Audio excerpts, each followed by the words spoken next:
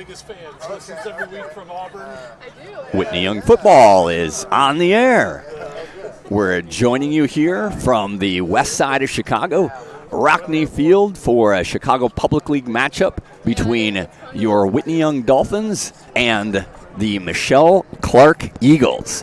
Going on live right now. I actually have Jack is signing some autographs right now. He'll be joining us shortly.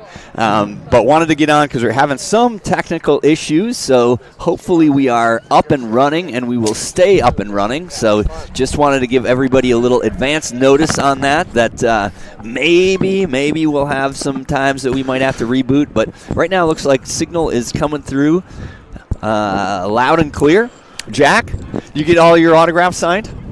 I sure did, Barry. What a night here. Glad to join you. Barry Newman, Random Lake, Wisconsin, to the southwest side of Chicago. Now we're cranking some tunes. Yeah, we are. Hope we get Low by Flo Rida to get the 50-year-old moms dancing. But most importantly, we're going to get our fins up. Fins up, versus baby. the Clark Eagles tonight. Hey, can you do me a favor now that he's up there? Can you see if he ended up with a roster? I will for check Clark? it. I will check. And if he doesn't have a roster copy, anyway, we're trying to get Clark's roster. We're also getting blasted out by the speakers right behind us. But anyway, big time matchup, Chicago Public League action tonight. 5-1 Whitney Young Dolphins coming in against the 1-5 Clark Eagles. Whitney Young, of course, big win last week over the Phillips Wildcats. Whitney Young's just been rolling, as you know. Wins in all of the opponents this year, other than the Morgan Park game. Dolphins outscored their opponents 201-61 on the season, averaging 33.5 points per game, while giving up only 10 points per contest. I'm going to give us a little more volume here. We need some volume, Barry. They're cranking the bass. They are cranking the bass. They're like cranking us out of here right now. Now I can hear myself. So Dolphins come in again, defending Chicago Public League champions. Last year, that squad averaged 23.4 points while allowing 12.9. So offense scoring a little bit more, defense giving up a little bit less so far. Defensive side of the ball, again, producing. Went through some stats this week that we want to share. Oh, yeah, awesome. Oh, no. I don't know how old it is, but I know. Okay. So can I keep this one? You need it. Well, if you need it, I will just copy it down. Yeah, just copy it down. Okay. Okay. All right. I'll do that right now. Jack, we have a we have a roster for the Eagles. we have a roster for the Eagles. I don't think we have to write all these guys down, but can you? I mean, either you can riff for 5 minutes while I write these down, or I'll riff for 5 minutes while you write these down. Sounds right. And let's do single digits, because those guys. This is the single copy here. Yeah, Okay, we have to give good. it back to him. Yep. I'm gonna go this guy. I have some notes written down on some other guys. 22 and 24. Let's write down him. 10, 13. I think, and then number 55. I want him as well. Let's see. I think that's all. 4, 5, 1, 22, 24. We got both of those guys, right? Yep. 10, 13, 3. Yeah. If you like Zero. Zero is that's a great name. Marquise Hightower. All right, so I'll write these down. I'm gonna give you the clipboard here. You want the clipboard? Yes, sir. Clipboard. Good. Here you go. And then just so we know that the Dolphins have a bunch of fans in from Sydney, Ohio, watching the game. Awesome. They tried to sit on our side, or the Clark side, because this is an away game at home. Yes. Well, Rockne Stadium, our normal home field, Clark, their normal home field, and they can claim it a little bit more because they're literally right across the Eisenhower. They can almost walk over here. But yeah, a big game for the Dolphins tonight from a perspective of you get those 6 wins and you are guaranteed an IHSA playoff berth. That's something that the Dolphins have done in 3 out of the last 4 years, and so hope to continue it. And quite frankly, I was talking to Coach Finger, and he gave me a little bit of a history lesson. His first year as a head coach, I always say, hey, they didn't get the playoffs because it was a teacher's strike, which is in fact true. They finished at 4-4 that year. They were 4-3 at the time. They rescheduled the game for Tuesday because they knew the teacher strike was going to be on Wednesday. If they would have won that 5th game, they would have qualified for the playoffs, but they ended up losing to Dunbar. Even back then, 17-year-old Coach Dan Finger knew to try to get that game he was playing chess, trying to get things done. But that was good. And actually, let's flip on over to the interview because we had Coach Finger. I met up with him inside the locker room. Coach Finger also doubles as the strength coach and team equipment manager. But I talked to him on Tuesday about last week's game against Phillips, some of what he's seeing, especially out of some of these younger guys, as well as a preview for today's game. So let's roll over to the Coach Finger interview. Here we are. All right, I'm here with Coach Dan Finger. Coach Finger, good win last week. Had contributions from all over the place. One of the things we were just talking about right now is special teams. And you had Sean Miller out, but you had a bunch of guys contribute, put the score on the board. Tell us about that. Yeah, it starts kind of replacing Sean, who's our do-all, kickoff, punt, field goal kicker. So Miles Moore's been taking over kickoff duty. Did a very nice job of that. And Yoni Luce taking over field goal kicking duties and making all of his kicks. And then trying to fake with him just to show it on film. It didn't go as well, but he handled it exactly as he should. Got rid of the ball and everything. And then Danico Fox on punt blocking, that whole punt block unit finally getting home and getting on the board, not just blocking 2 punts, but scooping one up and playing that perfectly and getting it in the end zone was huge. And then having a big kick return as well. Fox and that whole kick return unit, we've been trying to we've had a couple good ones to up backs, but we've been trying to get good ones with our deep guys. And that was the first time we got a really, really solid return there. And so that's big. And Tim Edwards and that field goal protection unit did a great job. And I'd say it's a third of the game, but it shows up on the scoreboard as sometimes more than a third in a close game. So it's good, even in a big win, to make sure that we're contributing with that unit as well. Yeah, so big plays there. Defense still, just kind of almost the same script from Lincoln Park. Like, hey, they had some plays, they had some athletic guys, they put together some drives, but then second half sort of rose to the occasion again, got some plays out of a bunch of guys. They always say, are there adjustments to halftime, or are you just eating bananas and oranges? What was going on last week? It's a little bit of both.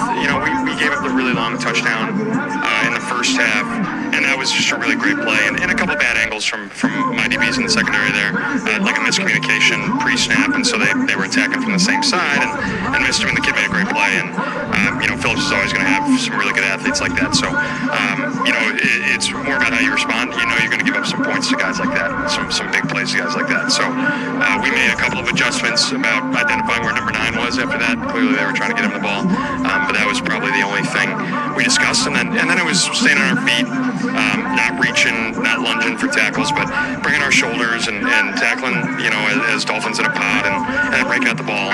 And good things happen when you get around the ball and you can scoop it, you can knock it out, and we got some of that. So that was something that, it wasn't a whole lot of panic. There are some apples, there are some oranges and bananas being consumed at halftime for sure.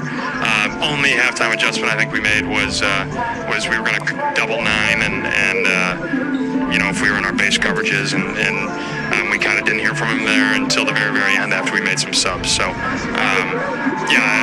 little bit of this, a little bit of that. Probably as a coaching staff, we think we're doing more at halftime than the kids do. Kids are probably like, yeah, that sounds right, as they're eating their bananas and oranges. So, we're lucky to be able to kind of do that stuff in the middle of the game, too. We have really smart kids, even if they're playing both ways, who will, be able to make those adjustments and communicate with each other on the fly. They do a great job. So, I think it was after Patricia or one of the NFL DCs that said if you're waiting for halftime, it's probably too late. As soon as you come out and you see how they're attacking you, you can make those adjustments. And halftime is more of a regroup and get your game plan together for the second half with some apples and oranges and bananas. All right, and then you talked about the subs, and so you had some nice contributions. A bunch of guys getting their first varsity touches. Some guys that you've known and you've been waiting for. So tell us your impression of some of those guys. No, it was really good to get Chase Green healthy for sure, and to see him play with some speed and run through some tackles and get him a touch, easy touch early. And he's excited. He's been frustrated, that he hasn't been able to get out there. And then Arlen Cooper and showing what he can do with the ball in his hands, just a natural athlete, even if it tires himself out there at the end there. But and then Cam Brown, running a great slant in the red zone and being a big body possession receiver as a freshman is exciting. And then we mentioned him for special teams with Danico Fox, just eligible from the transfer rules there, and we know he's a really tough wrestler, really tough kid. So getting him the ball and just being physical and letting him do what comes natural, which means not going down and blocking punts and returning kicks and just doing everything we ask him to. So we're excited for him to continue to grow with that process too. All right, so we roll into the last third of the Chicago Public League schedule. A little bit of a logjam up at top right now, and a lot of that will get worked out because a lot of those teams play each other. You're going to square off against Clark this week. What are your expectations for this game? Coach OD, our DC, and I always talk about it, but they give us more formations than everybody else, and funky ones too. We're going to get some single wing unbalanced. We're going to get some wishbone. We're going to get some wishbone from the gun. We're going to get some spread. We're going to get some, multiple tight ends. We're going to get some 21, two running backs and one tight end. So that's a lot to prepare for in 3 days, before you have your pregame practice and then kick off on Friday. So, they're going to challenge us mentally for sure. And then they're going to be a physical West Side team. They're going to run the ball. That's what they want to be, run the ball. We're going to try and force them to throw it. It's not too different from what we've seen in the past, but we've got to go over that heavy personnel package we like to use against them every year. We've got to put that back in. So, our guys are picking it up. This is probably the first time where they're like, oh, yeah, we know exactly what to do, because it's pretty similar to what we did against Carver week 1. So part of the strategy with scheduling Carver is so that once we see those heavy run teams like Clark, we saw Ignatius in the Prep Bowl last year, we can just go back to that install we had from week 1 and say, hey, remember this? Well, it's just like that, and so our guys are picking it up well. But it's going to be a challenge mentally, and it's going to challenge our communication and our effort too. All right, very good. Thanks, Coach. Go Dolphins. Thanks. Go Dolphins. Look how well we timed that, right? Great timing, Barry. So Clark won the toss. They deferred. Dolphins going to receive the kickoff here. And I think we have Maxwell Warner back deep on the far side, and I would imagine that is last week's special teams hero, Danico Fox, a.k.a. Fox. He is. 18, according to the seniors, he wants to be known as Fox. Clark kicking off to away team Whitney Young. Coach Finger did mention it, that Fox came through. He played at Crane last year, and our coaching staff spotted him through wrestling, because I think Whitney Young and Crane have a joint wrestling program. There's a kickoff headed toward Fox. He is going to get on top of it, not get on top of it, then get on top of it across the 22-yard line. So last week he had a nice 53-yard return early in that second half to get things started. Here wasn't able to wrap it up and get it going, but he gets the ball properly placed into the Dolphin hands. You got Vaughn Conrad, the senior quarterback. Again, we mentioned at the end of last week's broadcast, we were thinking it probably was last week. That was a career high for Conrad in passing yards. I think he also threw the ball 37 times. So Conrad, senior signal caller, starts out. He's got Max Warner to his right. At the little flip inside, that's Williams. Williams getting upended right across the 25-yard line, get him out to about the 27-yard line.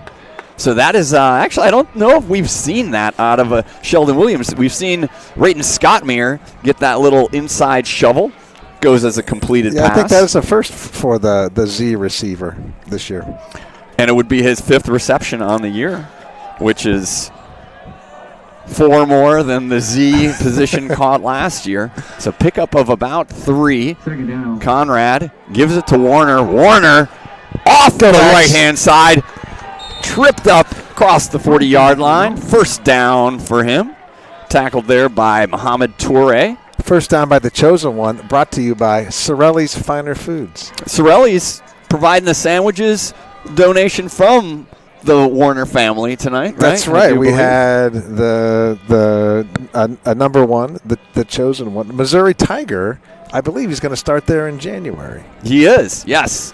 He will start there. They've got a big game this weekend. They have Alabama. Nice SEC nice game matchup there in Columbia, Mizzou. All right, 2 receivers to the top, 2 to the bottom. There's Scott Muir coming in the backfield next to Warner and Conrad. Give to Warner. Warner trying to get the corner. Warner's got the corner across the 50-yard line. I think he's stepped out at the big line. They're going to mark it a first down. So 2 Maxwell Warner runs, 2 first downs for the senior who came into this game with 638 yards rushing, 10 touchdowns, averaging 9 yards a carry. I think he bumped that up just a little bit. Maybe the rounding error doesn't get him all the way to 9.1 on that. I think it does. Our center tonight is going to be Big Country. I did see Big Evil was snapping the ball a bit. Yep, he's so dressed Big Evil tonight. is here. It looks like Adrian Del Villar is also in that starting lineup. There's Warner again, fighting for some yards up front. So let's try to get our UN security force squared away there. Ben Miller, 56 on his uniform, 36 on his ACT, is our starting right tackle. Adrian Del Villar, I think the right guard. Big Country, Alex Oshevsky in at the center position. I'm guessing MJ Woods over at the left guard. The ball is there. MJ Woods, 4-year starter. And I want to see, it looks like, Paracchini. Looks like Paracchini at the left tackle position. Full house backfield. Give up the middle. Stopped immediately. That was Jameer Spencer. Oh, 31 getting a carry. Yeah. Trying to mix it in a little bit, but good tackle by the middle of that Clark defensive line. We'll try to, now that we have one of their rosters, we'll try to get some of those names squared away. I did watch some film. Clark coming in here, they got a win over Foreman early on, but they have played a really, really tough early season schedule. They have faced off against undefeated Chicago Public League opponents Kenwood King and Peyton, as well as Bulls Prep. So they've had a monster schedule to start the year. I'll give some of those Peyton highlights later because they were in that game until late. Conrad back to pass, looking right. Good He's ball. got an open receiver just out of the outstretched hands of big play Miles Bardsma. So it's going to bring up 4th down. Yeah, that connection has been back a bit, so just a bit outside. Yep, just a bit outside. Our Harry Doyle, Bob Uecker tribute right there. Ball is marked just across the 50. Yeah, Riverboat Dan at the 50, he's going for it. Yep. So 4th and 9. Dolphins have only punted twice all year. Williams, DuRoss to the top. Scott Muir, Bardsma, the receivers to the bottom. Looks like you're going to wing it into Bardsma. First down. There's that connection. Good job there. Velo from VK5 to big play Bardsma for the first down. Speaking of Velo, I had a chance to catch up with the former Dolphin quarterback, Bennett Newman, down there in Bloomington, Indiana. And the keys to the game are going to be, number 1, execute fundamental football, both sides of the ball, and special teams. We've had some nice wins against Clark over the years by emphasizing special teams. And that Bennett Newman keys to the game brought to you by Chicago area Ferrari dealers. Nicely done. All right. 3 first downs for the Dolphins. There's a give to Warner. Warner running behind his guy, keeps his feet, dragging a guy down across the 30-yard line. That was Damori Sims in on the tackle. He was able to make the contact, but then Max, with that strong lower body drive, was able to pick up about 8 on that play. Yeah, we chatted briefly with some of the members of the Warner family last week, and they emphasized the Maxwell first contact, breaking that tackle, and getting downfield. And he's done that the last several games. Yeah, and he did a nice job there. Again, the patience that we've seen from him all year, understanding that his blockers, his offensive line is going to put those blocks on. He tries to bounce out there. Might have got to the first down, but I think that DeMaurice Sims was able to come up and make that nice tackle. by two from the Eagles. I think he's coming from the his outside linebacker position on the other side, just flowing down the line. They got some beef coming in with Jalen Shaw right now. Let's see what the Dolphins do here. The Von Conrad, haven't really seen him under center on short yardage plays. Don't think that you're going to see it now on third down. Again, 2 receivers top, 2 to the bottom. Actually, Logan Jones, the left tackle, and Von Conrad takes care of business on his own with the hard count.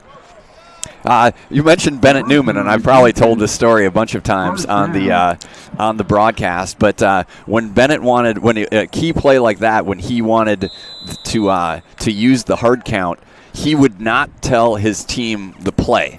He would just go up to the line, and they'd be like, and he was like, "I'm not telling you what it is," because that way they wouldn't move.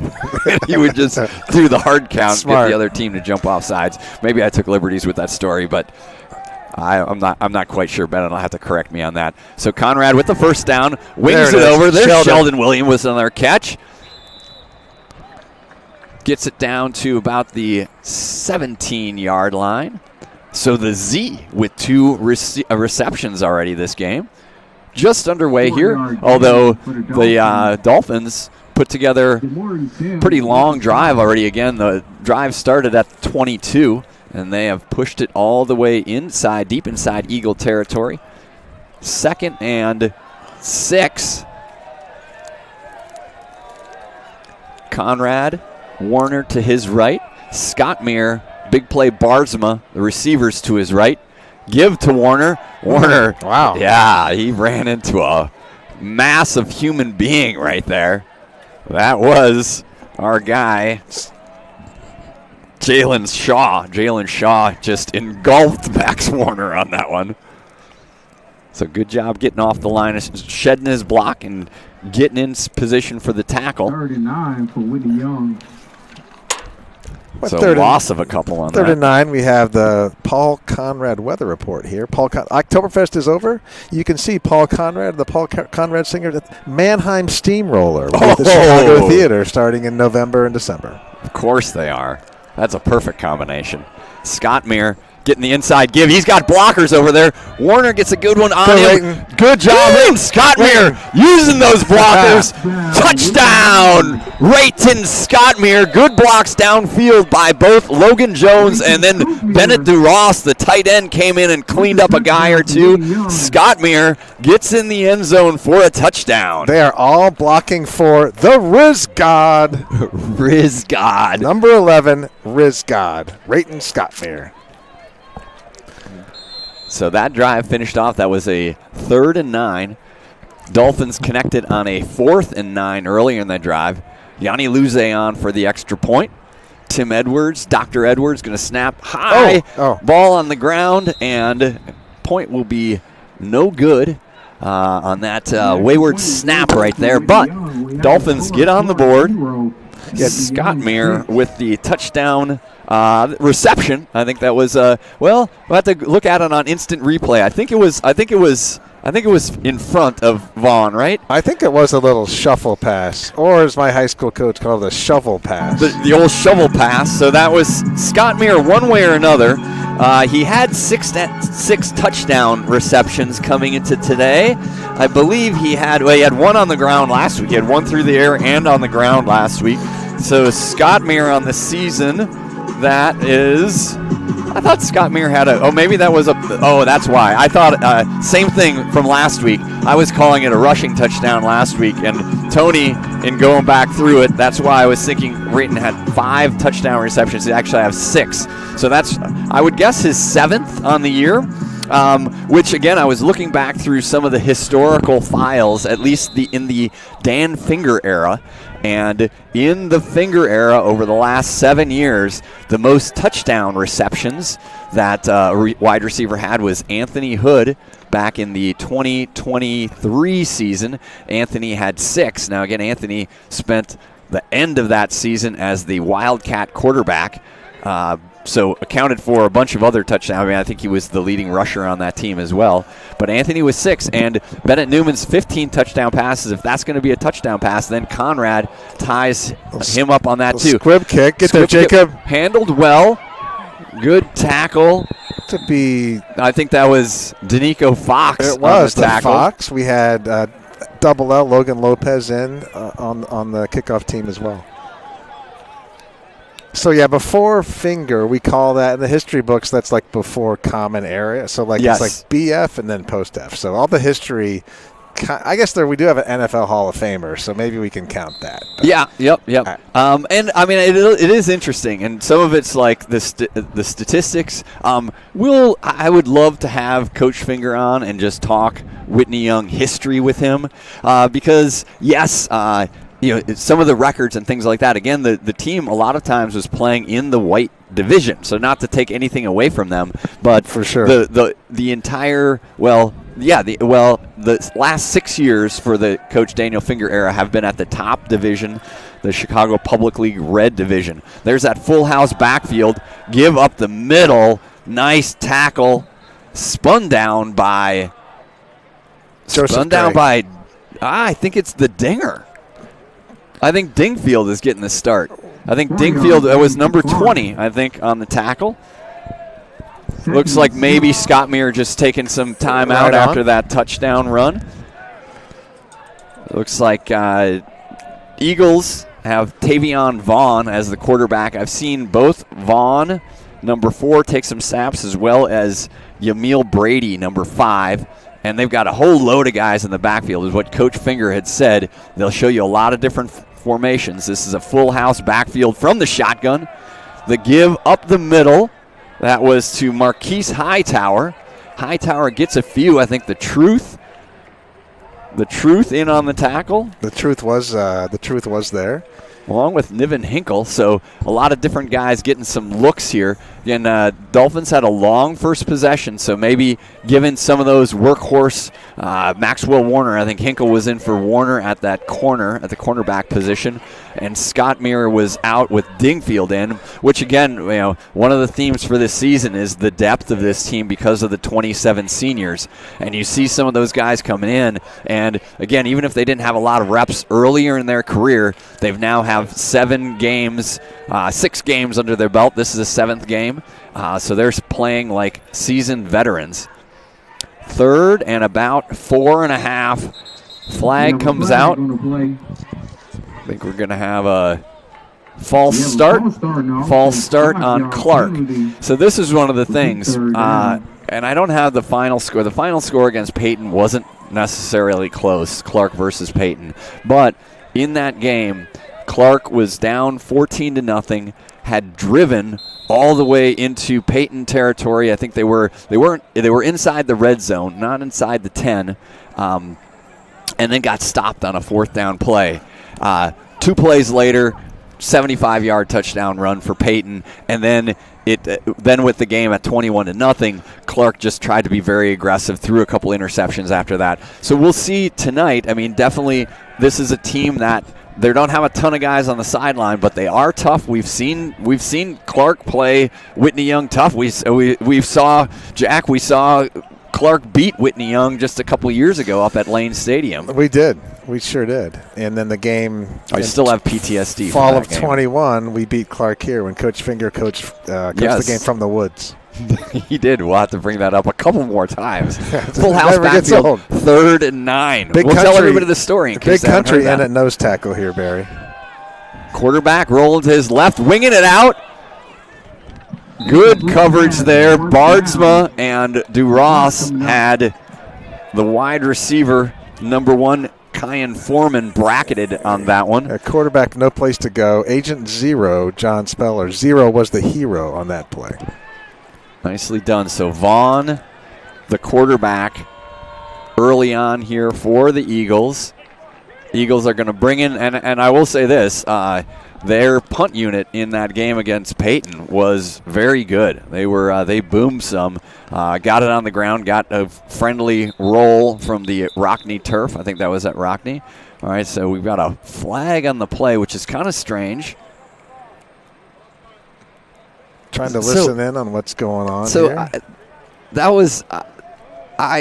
So that referee was helping the punter with some equipment. And I don't know if, they didn't call it a delay of game. They called it a false start. I have no idea what that was. So it was very strange. We do have 18 in there, kind of the punt block guru. Yeah. Who's actually a Fox. High snap. Woo, Fox. Punt is away, and punt is going to bounce. Oh, got a favorable Eagles bounce. The thing looked like it was going to go out of the bounds at around the 50-yard line, but hooked in and rolled dead at about the 36-yard line. That was interesting. It was an Eagle against a Fox. I don't know who would win on that. Oh, man. On that battle. That would be a National Geographic special that perhaps we could narrate. But either one, if it's in the ocean, a dolphin would win. Absolutely. And on land also. All right, so Dolphins' second possession taken over here. Up 6-0. This game is moving along, folks. 1:46 left in the first quarter, as opposed to the Phillips game, which is still going on. It is still going on. Inside give to Warner. Warner Max putting some moves on. Warner gets to the corner. Warner still on his feet all the way across the 50-yard line, out of bounds at the 45-yard line. Dolphin. So we've seen Warner rip off 3 big first down runs. If he is in your fantasy football lineup, which I would imagine he would be a mainstay in there right now, you've got yourself a good start to the game. I think so. So O-line wise, you're Adrian Del VR on the right side, Ben Miller as the right tackle. So a new right side of the line here. Yep. Yeah, and I sort of botched that before. So I think the guys that are out on that typical line are Solano and Pericini. Sounds right. So the left-hand side of the line is your normal Logan Jones and Marcus Woods. That's a gang tackle. That was a flock of eagles. Do eagles travel in flocks? They're more of a solo type of animal, right? Good, birds of prey. They are a bird of prey. I don't know if it's a pod of eagles. That doesn't sound right. Demore Sims was the leader of the flock on that one. Again, we've called his name out a couple times. Looks like he's on the right or left-hand outside linebacker. And maybe I will give the actual weather now. It is 64 degrees, beautiful on the west side. Winds from the south-southwest at 4 miles an hour. Dew point 42 degrees. 42, I think we're safe. Single high safety look for the Eagles. Conrad going to keep that himself, trying to get to the edge. Not much there. Yeah, that was cleaned up nicely and violently at the end by Marquise Hightower. Conrad looks like he's fine. He kind of got spun around a little bit there, and Hightower, who was flying in from his linebacker position, introduced himself to Von Conrad. So, end of the first quarter. That one did fly right along here. We're 7:50. We've got 20 minutes in. 20 minutes in. We've got a full quarter of football in, and we've got the Dolphins in the end zone with a Rayton Scottmere. We're calling it a pass reception, a little inside shovel from Von Conrad to Scottmere for the touchdown on the Dolphins' first drive. And after forcing Michelle Clark to punt, not Michelle Clark herself, but the school representing her. I bet she could. I bet so too. Yeah.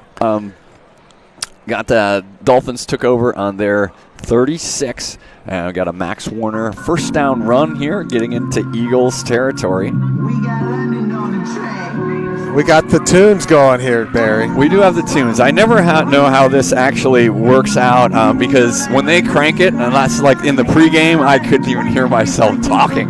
It's so loud because we're right underneath the speaker. But I think it usually works out okay. The only person that's complained is, I think, anyone over the age of 85. Yeah, 85 and over, they have a hard time. 84 and younger, we're good. We're good. I mean, the upside, see, some of the upside when you get to that age, and like the whole hearing aid thing, is that you control the volume, right? I mean, it's one of the most beautiful things in the world. I think it keeps a lot of marriages together. Yeah. I think everybody should be fitted with hearing aids. Yes.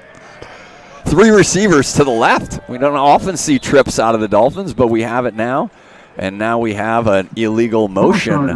False start on the Dolphins. So, yeah, not often that we see trips, but they were lined up in 3 receivers to the left. I think big play Bardsma to his own lone island to the top side. So we'll see if we continue on that. Again, we've seen Sheldon Williams with a couple catches already tonight. We've seen some big runs from Maxwell Warner, the chosen one. So the trips now go to the right. Williams, DuRoss, Scottmere, Bardsma single coverage to the bottom. Conrad looking Bardsma's way. Bardsma, good catch. He was mugged out there by the cornerback, but able to make the catch and keep his feet in bound. That was Mohamed Toure. Nice to see that, on the that coverage. 5-2 connection. Hitting most games now. So actually did not get to the first down. Close to the markers, just short. So going to bring up a 4th down and 2. Conrad collects the play from the far sideline. Again, Dolphins are the visitors tonight, so you get to see Coach Finger and Coach Boucher, Coach OD over on the other sideline, and our fans over there as well. In the shadows, there are thousands of them over there. It just looks like it's not a sellout, but it is. Conrad, big 4th down play, converted one on the first drive. Low snap, looking for Warner. Now he's going to scramble to his right. Looking downfield, he's got a receiver. Bennett DuRoss was not able to pull that in. Good job by Conrad to keep that play alive. He had a receiver there, put it on DuRoss, but just not able to reel it in. So over on downs to Michelle Clark Eagles. Again, the Eagles came in here at 1-5, Dolphins at 5-1. Talked a little bit on the open. If you get to 6 wins, you're guaranteed an IHSA playoff spot. You have a checking in at corner now, Nevin Hinkle, 26. To your point, mixing in some different players tonight. So let's see. Hinkle might be in at safety, because I see both Bardsma, both Bardsma and Warner are in. Another flag in the backfield. So I think there might that was an illegal substitution. I think they had too many guys in the huddle. Referee made a head count. Even I don't know if it was unsportsmanlike conduct. I thought it was we'll see how many yards they march off here. Yeah, middle linebackers, Riz God, 11, Rayton Scottmere. Joseph Gray, the football player, 21. Alex Achevsky, 55, Big Country. And MJ the Bull, 52, having a nice game so far. And outside linebackers, The Truth, 3, and Double L at number 9, Logan Lopez. So it does look like they're marking off 15 on this. So I do not know what was said or done in that huddle. But must have been a Cubs Brewers comment. Jack, you needed to go there. It really did. The ref, whatever he said, the ref didn't like it. No, not at all. Quarterback is Tavion Vaughn. So we saw now Clark is going to take a timeout. Timeout, Michelle Clark. I was just commenting on the pace of the game, how clean it was, not that many flags, and then now we're... Except I messed up because I'm so used to the Dolphins being the home team here. So Eagles take a timeout. Yeah, okay. So I was trying to see if we can make it through this whole game without a Brewers-Cubs reference. Well, as a lifelong Brewers fan, oh, good God, this is just... So I'm worried about the collective health of my home state. I mean, think about this. What do you think the average coronary artery blockage is in that state. I mean, you're the talking Cheesehead upper state, it has to be pretty high. Right? Of the 50 states, that's in the top 2%. Yeah, and so you're putting all of these people through this duress. I mean, Yeah, I'm not sure the state's healthcare tough. system is going to be able to handle what might happen on Saturday. Yeah. So I don't know. I mean, it is a great series, and I'd like to say that this is playoff baseball and you love to watch it, but if you're a Brewers fan and you've 7 of the last 8 seasons you've been in the playoffs and all of those years you haven't been able to advance beyond the first round, there's some scar tissue built up. Some scar tissue, man. It's scaring the daylights out of me. Simultaneous to that game tomorrow night is Hawkeyes Badgers in Camp Randall. So it could go really well for your state or really poorly. There are a bunch of they're just like, I don't know what's going on. I think that Clark, somebody might have gotten kicked out. I don't know. We'll have to see if 53 comes back in. But the referee, talking to the coaches over on the Clark sideline, had number 53 come out of the game. We'll see if he's continues to be out of the game, if that was just a one-time play. Let's see the truth makes There's something happen here. There's the give up the middle, strung out nicely. Tackle on the far side of the field. I think that double was L. Yep, that was Logan Lopez. So that was Marquise Hightower again on the give. So 53 coming back in. So it wasn't a serious infraction on that. Logan Lopez with the tackle. But good job, Lopez. Again, we talked last week about the linebacker play, the production that's coming from those outside backers. I mean, the inside backers we know, guys like Joseph Gray, guys like Rayton Scottmere, guys like Lee Dingfield getting it done inside. But the outside linebackers, Lopez, Purnell, Jacob Wildermuth, definitely racking up a lot of big-time plays here for the Dolphins. Clock moving, 10:25 left here in the second quarter.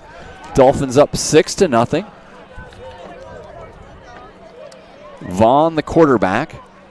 2 receivers to his right, 2 to his left. Hightower in the backfield with him. There's Vaughn rolling out to his right. Hold. There we go. And then a big tackle. Agent Zero. Big John Spellers with the sack. Came all the way around from his right defensive end position. Yeah, the player from Clark must have thought it was 8th grade ballroom dancing, and he saw the truth and said, that guy can have some dance moves, and then they were...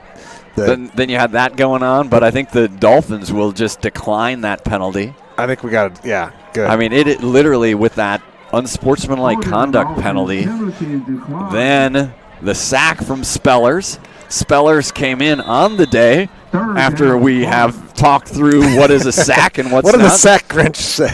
The sack Grinch, that one's going to be tough. He's going to so he had 2 sacks. I'm going to say it's a sack. If not, it's a tackle for loss. That was came with 2.5. Obviously a planned sweep, not a sack. I think Vaughn was running for his life there. So Tavion Vaughn, the quarterback, he's got Latrell Allen in the backfield with him. Allen, number 22, 2 receivers top, 2 to the bottom. Vaughn, back to pass. MJ Woods. The ball is on the ground. Score! In the hands of Joseph Gray for a touchdown. Score! The football player. Joseph Gray, football player. That fumble caused by MJ Woods took a little bit for Gray to corral it. Ball bounced up, and Gray took it in the end zone. Touchdown, Dolphins on the defense. Our first scoop and score of the year, Barry. Nicely done. Good pressure right off the get-go from MJ Woods, the Bull. It was cool. I think the football player just thought it was a basketball game. He gave that like 4 or 5 dribbles. Dribbles behind the back a little bit. He Euro stepped on the way in. Style on that one. Woods again came in leading the team with 8.5 tackles for loss. That one you get a tackle for loss and a strip sack on it. Let's see if we can get the doctors working here. I think that they might be going for 2 on this. I know Dr. Luze was happy with had a nice week last week. After the week before, without the ninja, didn't have any extra point. Last week we had all the extra points. All right, so Dolphins are going to go for 2 here. Conrad in the backfield. This is sometimes where they like to pull out a little trickeration. Warner to his right. Give to Warner. No trickeration there. Just running behind the big guys, but doesn't get to the line. So about a foot short. Denied. Good job by the Clark defense. Looks like Latrell Allen in on the bottom of that pile. So Dolphins are not able to push across the 2-point play. Maybe they needed to do a little trickeration there. But we had Whitney Young scoring on the Joseph Gray fumble return for a touchdown. 9:25 left here in the first half. Dolphins up 12-0 over Clark. You mentioned it, man. Nice night out here. It is nice. Perfect temperature. Fall is in the air, but still just really, really nice temps for this game. Dolphin kickoff team coming out. We have Double L, Logan Lopez, Agent Zero there. The Dinger, 20. Jacob Wildermuth, 4. 3, Josiah Purnell, The Truth. And our kicker is Miles Barsma, number 2. All right, Miles kicking is cool. Back deep to receive for Clark. Looks like maybe we have Jakari Robinson back there, number 11. And Kyan Foreman, I think, number 1. Barsma. Get there, Jacob. Ball is short, picked up at the 20, and immediately met and down. I think that was Logan Lopez. It was Double L on that right side. So Barsma kicked it where they weren't. The Clark deep backs were lined up inside the 10-yard line. He checked that one up right around the 20. Yeah, nice kick. Hopefully intentional. I like that idea. And Miles said, I am not Chester Markle. I'm a cool kicker. Now people are Googling the Chester Markle. But I mean, of course, everybody remembers the story from last week, right? Everything carries over. It does. It's a running story throughout the year. And then I had a little debate with one Mark Duhan about the safety dynamics. If he wasn't listening into the first couple games, when I said that was going to be a position where we're going to need to fill in for some great players. But you know, these kids from Akron are. Yeah. Well, so again, Clark trying to figure out the setup here. Quarterback Vaughn. He's got, I believe, Hightower next to him. Vaughn waiting for the snap. Snap is sort of a direct snap. Oh, man, hammer down over there. Joseph Gray in on the tackle. Football player. I think Logan Lopez as well. Or Joseph or John Spellers, not sure, but good tackle over there on the side. That was actually Latrell Allen on the carry. So Allen, number 22. Coach Finger talked about different formations that you're going to see out of this team. So keeping the live streamer announcers on their toes, trying to figure out where everybody is. Looks like Vaughn, quarterback. Now he's got Hightower behind him. They're going to get in this bunch formation. Saw them run this a bunch in the game against Peyton. So 3 tight ends in there. And give to Hightower. Nothing doing. No dice. Hammered down. Rayton Scottmere and The Truth, I think, in on that play. Josiah Purnell. Rizgod just broke right through the line. Spellers, Solano in on the nose. Good to see him out there. He's missed the last couple games, so Efren Solano playing nose tackle. Big Country still in. Alex Oshevsky at that left defensive end. The Truth. Our D-line averages 6'10", 310. they just That's pretty big. Yeah, well, I mean, when you can average it, the average is important there. But definitely you've got Oshevsky and Solano, 2 of those mainstays on the offensive side. Both those guys, Efren over 300. Alex, I think I looked him up. He was in the 290s. Whoa. High snap. There's Oshevsky getting held. And Logan Lopez. Nice pass breakup. Oh, it was The Truth. Sorry about that. The Truth with a nice pass breakup. But, yeah, you're right. There was a tackle on Oshevsky by the right offensive lineman of Clark. Going to bring up a 3rd down and about 8. Ball just inside the 25-yard line. Yeah, I guess they're going to Actually, that is a 4th down. That was test a 4th the theory. down. If you hold on every play, they're not going to call it a holding on every. They're, At some point. They're testing At that. some point. All right, so Clark going to punt it away. Looks like Arlen Cooper. I think that's Arlen Cooper on the far side, along with Bennett DuRoss back deep. Had to see if we get that right. Can't see his number from the side right now, but I think it was 88. 88. Get their High snap. Fox. Punt is away. Fair catch.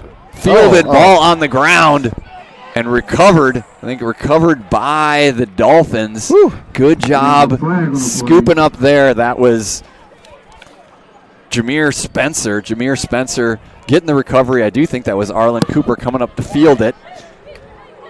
It was. It's tough. Night fielding a punt at night is maybe the hardest thing to do in sports. As opposed to the biathlon, which is easy because all you have to do is cross-country ski and shoot a rifle. Yeah. I mean, yeah. heck of a lot easier than fielding a punt, for God's sakes. All right, there was some chicanery okay, so I think that, I don't know what's going on, but the ball got moved up to the 30-yard line, so there must have been a penalty on Clark on that play. Dolphins taking over at the 30. 82 Cam Brown checks into the game, freshman. And it looks like we've got Del Villar out wide on the we have a trick play left-hand here. side. Might be Del Villar as a tight end. Warner, little bubble screen. Warner keeps his feet. There's the tackle break. That was really nicely done. Maxwell Warner, there's a Clark Eagle that had him in the sights, went low, and Max, again, I mean, we were talking to his parents after last week's game, and they were talking about the emphasis from the Missouri Tiger staff, what they've been talking to him about and what they want to see on film for him as a senior. And it's all about maintaining, that leverage, that low center of gravity. So when you're getting hit, guys are bouncing off of you and keeping your feet. 2 receivers top. Barsma single to the bottom. Give to Warner. Warner picking his way. Warner hitting the Jets. Warner to the corner. The chosen one to the end zone. Touchdown. 25-yard touchdown run. Inside run. Except we have a flag on the play. a flag on the play. Oh, we're bringing it We back. have a holding call on the Dolphins, and the ball is coming back out. So Warner, we've seen him navigate traffic all year on gives like that, where again he's using that vision. Somewhere in there was a little bit of jersey that got pulled down by one of the Dolphin, probably offensive linemen early on in that play. So the ball's going to come back, going to bring up a 2nd down. We'll see where I guess it was. So the hold was downfield. Okay, So I saw big play Barsman negotiating with the ref. Okay, so maybe that's where the hold. So here I am throwing the UN security force under the bus, and it wasn't on them. So it looks like they're going to put the ball at the 20, meaning that the holding was at the 10-yard line. So they backed it up 10 yards from there. So it'll be a 1st down. 1st down for the Dolphins. We have Tony McHale explain to us those high school holding rules, but basically it's a spot foul, move back 10 yards. Cameron Brown in the game to the top. DuRoss also that direction. Inside give to Warner. Warner negotiating again. To the corner. Warner out of bounds inside the 10-yard line. Nice run by the SEC-bound running back Maxwell Warner. Yeah, not much inside. Looked really good bouncing it out. Yep, little juke move. Got to the outside. Got himself down to about the 6-yard line. Another 1st down for Max. So again, he came in the day, 638 yards rushing, over 2,000 yards for his career. Total yards, counting up rushing, receiving, kickoff return, and interception returns. He's behind Conrad. Free He takes play. the give, and whistle blows. The Clark player was trying to run off and didn't make it. So I thought free play, but I don't know the high school rules. I wish I knew them better. So it was a penalty on First Clark. down on the defense. First down. Yeah, got him for Young. 12 men on the field. So that should be half the distance to the goal, I would imagine. That we're at the 6. Let's see where they mark it. If they mark it at the 6, then we'll really be confused. But, they're going to give them 3 yards. Ball going to be placed at the 3. Warner, touchdown called back earlier on this drive on a holding call. But Dolphins driving deep in Eagle territory at the 3. 5:28 left here in the first half. Dolphins up 12-0. There's the give to Warner. Warner met and dropped up the middle, trying to get something going, but Cordell Johnson from Clark had other ideas. Now there looks like there's a little scrum in the middle of the line. Marked him down. Yeah, I'm not sure what went on there. I mean, eventually they just tackled him at the end. Clark player, that's Hightower. Hightower trying to say he had the ball. A little bit. Yeah, didn't see what Maxwell was on top of the pile, still driving his legs a bit, and I don't know what happened. And now coaches are on the field. I think there is a timeout somewhere or another. I'm not sure who would have taken that or what's going on, but maybe we could sing a song. Okay. Could we sing in rounds? Could we sing in rounds? We might be able to do that, but it's a beautiful night here. Crisp autumn night here on the west side of Chicago. Nice view of the skyline. Dolphin crowd filling in. It looks like we have 200. It's really, to your point, about 2,300. Yeah, 2,300 fans here looking to see if the Dolphins can advance themselves to 4-1 in the Chicago Public League. I saw Dan Gray before the game. He thought we might be in 7A, but I think we're in 8A. No, everything that I've heard, we are in 8A. And again, I think some of that there's a little bit of once you see all the teams that are qualified, you see where they land. But everything that I've heard from Coach Finger and everybody else has been that we're in 8A. I mean, at 8A, the thing at 8A that everybody is going to want, and I mean, any high school football fan is going to want to make sure that Mount Carmel and Lincoln Way East are on opposite sides of that bracket, so they meet. Unless Whitney Young upsets one of them, they meet in the state championship game, because those are two top-end national type of teams. So Absolutely. Clark coaches taking their time getting off the field here.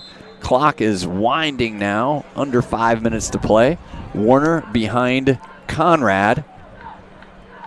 Conrad with the give to Warner. Warner with a burst off the left-hand side. Skates into the end zone. The chosen one with a touchdown. Warner with the touchdown.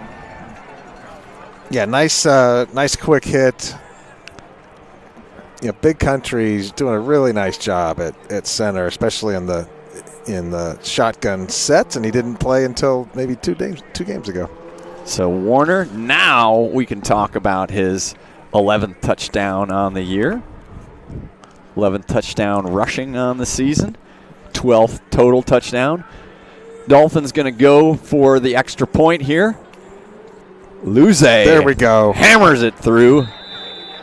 Point after touchdown is good. Dr. Luze on the board. Whitney Young, 19. So Dr. Edwards to Dr. Conrad puts it down for Dr. Luze to hammer it home. Luze now 6 of 7, filling in for the Ninja on extra points. So if you are joining us late, Dolphins on the board with a Rayton Scottmere inside shovel pass from Conrad. Then after a punt, Whitney Young went out on downs, tried to go for it on fourth, did not convert. So Dolphin Michelle Clark got the ball team. back. Joseph Gray with the fumble return for a touchdown, and now the Maxwell Warner 3-yard touchdown run. Brian Pantoja in, number 8, 20. The Dinger, Lee Dingfield. Sheldon Williams, 16 in the game. The Truth, 3. Josiah Purnell, 0. Agent 0 in the kickoff team. 4. Jacob Wildermuth, 9. Double L. Logan Lopez. All right, Bardsma ready to kick it away. Short kickoff. Get there.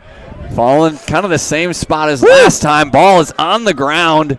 We'll see who can come up with it over there. scrum. Dolphins are saying it's theirs. It is still in the field of play. It was something where the kind of kicked it between that back line and the up backs for Clark like they did last time. Everybody on the Dolphins sideline is saying ball's heading our way. Official appears to disagree with them and is going to give it to the Clark Eagles. I like that little pooch kick about 20 yards down the field. Give us a chance to get a recovery. And you got to, and some of it's tough. It's like, how much can you see on film? If you watch Bardsma kick off last week, he hammered a couple. But I think that Clark definitely has their deep backs lined up between the 5 and 10 yard line. And those last 2 kicks he's had have landed around the 25. So just over the top of the up backs and where it's tough for the deep returners to get up on. Yeah, they're lining up in Evanston. It's probably more like Mundelein. All right. Vaughn back on at quarterback. 3 receivers, empty backfield, 3 to his right. Single receiver to the top. They're going to try to do that inside screen. Ball is out on the ground. Recovered. Big man. Rumbling. Stumbling. MJ runs. Touchdown. He's going to get it. Yeah, you're going to fly, but that's all right, man. That's okay. Big man touchdown. You go and you do whatever you want in the end zone at that point. MJ the Bull Woods. 1 scoop 6. 2 scoop 6s. First 2 of the year. MJ looking like he wants to be a fullback on this team. Did Woods make who had the strip on that? I was trying to get that number, and then I was just watching the ball rolling around out there. I did not catch that either. He wanted to join his teammate Big Country with the big man touchdown. Yeah, 2 big man touchdowns. MJ Woods on the board. That's a good one. Love it. MJ the Bull Woods. Second defensive touchdown. Second scoop and score. That was a good spike. I mean, it's not allowed. Luze was just trying to get back and get a drink after that PAT. He's on again. Edwards with the snap. Nice hold. Dr. Luze. Kick through there. Whew, good. Extra point is good. Yeah, MJ Woods scored, and I think must have been practicing that spike about 40 feet high. It looked professionally done. He did not. Well, kind of interesting, though, because they didn't back up. I wonder if they're going to do it on the kickoff because they didn't mark off as we can recall, and maybe a little precursor. Next week we face off against Amundsen. So Amundsen, if everybody remembers, double overtime game. Maxwell Warner got the corner in that game for what we thought was a game-tying touchdown. I mean, it was good as a touchdown, but he had a little celebration also involving potentially spiking the ball. That was a 15-yard penalty, which backed up Solomon Bradley's extra point, and Solomon Bradley hammered a 35-yard extra point that would have been good from about 54.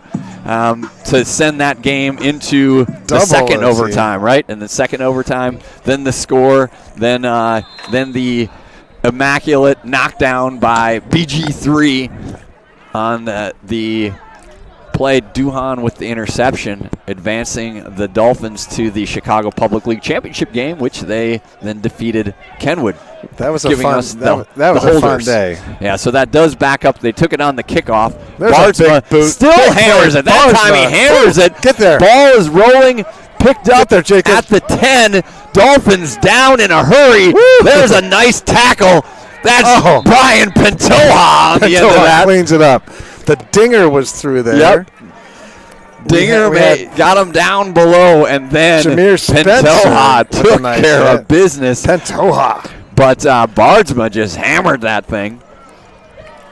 Ball all the way back to the 17-yard line. So I guess we can say that those were designed pooches that Bardsma was doing. Again, this Coach Finger team playing chess in the Chicago Public League Metro Division. We got 63, also 73. Efron Solana, Big Evil into the game. Big Country 55 and Agent 0. Yeah, well, I mean, MJ is over there. Just like you before the game, signing autographs for all your fans. MJ's over there. Hey, we have to get to this. I talked to Coach Finger a bit. MJ does have, a couple offers at the next level. Ooh. And talked about, we know where Max is going, but a lot of these other guys in the team are getting interest. MJ's had a lot of interest over the last few years to play at the collegiate level. Also getting a lot of interest, John Spellers, who has an offer from Southern Mississippi. And has a lot of other schools interested in him. We have 19, Caden Curran checking in at the corner. Little nice pass over there. Joseph Gray. What is he? The football player. Second down. Joseph Gray taking care of business. Took care of that little swing pass over there to Hightower. Vaughn whipped it over there, but Gray reading the play. Closing speed, hammering him down. Yeah, that's someone I think that I would like to see him play at the next level, 21. Yeah, well, and so that's, Coach Finger, I mean, he really rattled off a lot of these guys. A lot of that comes down to, what you want to do, like where you want to go to school, what are your grades, what do you want to pursue. Because let's face it, guys like Maxwell Warner have the size. MJ Woods have the size. Some of these other guys, you're not going to have the size to play at the D1 level, but there are lots of opportunities, D2, D3, NAIA stuff, JUCO stuff, where you can, if you want to continue playing, there's money out there for you to do it, and a good opportunity to continue doing what you love to do. And Joseph Gray definitely falls right into that. I know he has some interest from some teams. That ball is on the ground. There's Joseph Gray again. Quarterback trying to get through there. Yeah. Cleaned up on the end. Big Country Oshesky and a few others. Yeah, that was, again, they get into sort of that bunch formation. That snap, I think, flew over the head of the quarterback. Something that they did also in that Peyton game have some trouble with, that quarterback-center exchange, and we've seen quite a bit of that in the last few weeks. I mean, Lincoln Park had struggled with that a bit. Phillips struggled with that a bit. It is something that we mentioned Oshesky doing such a nice job stepping in there for Efren Solano and being clean on those snaps. Because, again, some of those, especially the high snap, you're giving the deep line a extra step or two getting in there before you're even able to corral the snap. We talked about a little bit about next level. Ben Miller, he's going to be in the chemistry lab at the next level. Jacob Wildermuth as social chair at the next in college. Vaughn, the quarterback, gives it outside. Woo, hammered down. He's kept his feet. That's a great job. Great job by the Eagles wide receiver. Yeah, you don't see that much. The Rayton Scottmeyer broke through there, and it's hard to break tackle from the Riz God Leatherman. Yep. Devander Shoemaker also in on that. That was a nice play. That was number 1, Kyan Foreman, who took that give over there. Timeout by the Dolphins. Coach Finger is thinking that we can get another possession here. I think it's 4th down. So Dolphins take a timeout.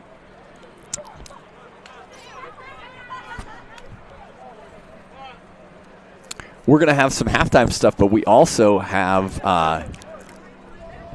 Zaid Abdul Alim is going to join us at halftime. Mason Abdul Alim's dad. He's been calling some JV games. Yes. If you've had a chance, if you're a subscriber to the Dolphin Network and you see those notifications, Mr. Abdul Alim is down shooting some sideline video. They were at Mather this past week. I tuned in for a little while I was driving. I'm not sure that's. I'm not sure I got my farmer's insurance non-distracted driver discount while doing that.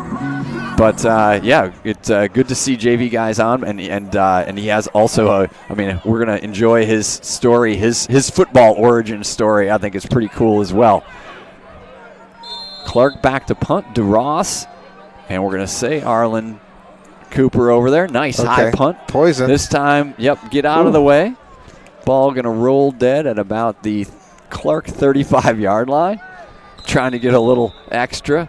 Number 34 over there was Ramaj Griffin, was trying to put a couple knots of wind behind it to get an extra yard or two. Do you want me to do the quick Whitney Young girls tennis? Yeah, absolutely. So yesterday, Whitney Young girls tennis team won the city championship.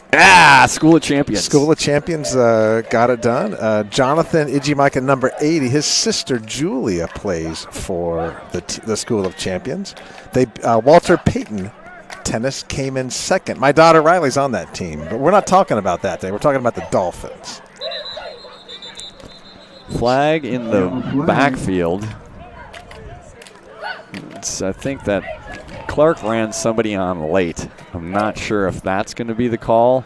I'm trying to look for our white hat and what we're going to do. It is going to head in the direction of the Dolphins. So some sort of, I don't know if it was, the Clark player ran on late trying to get the alignment. So I don't know what the call on that was, but it's 5 yards in the Dolphins' favor. Again, 1:45 left here in the first half.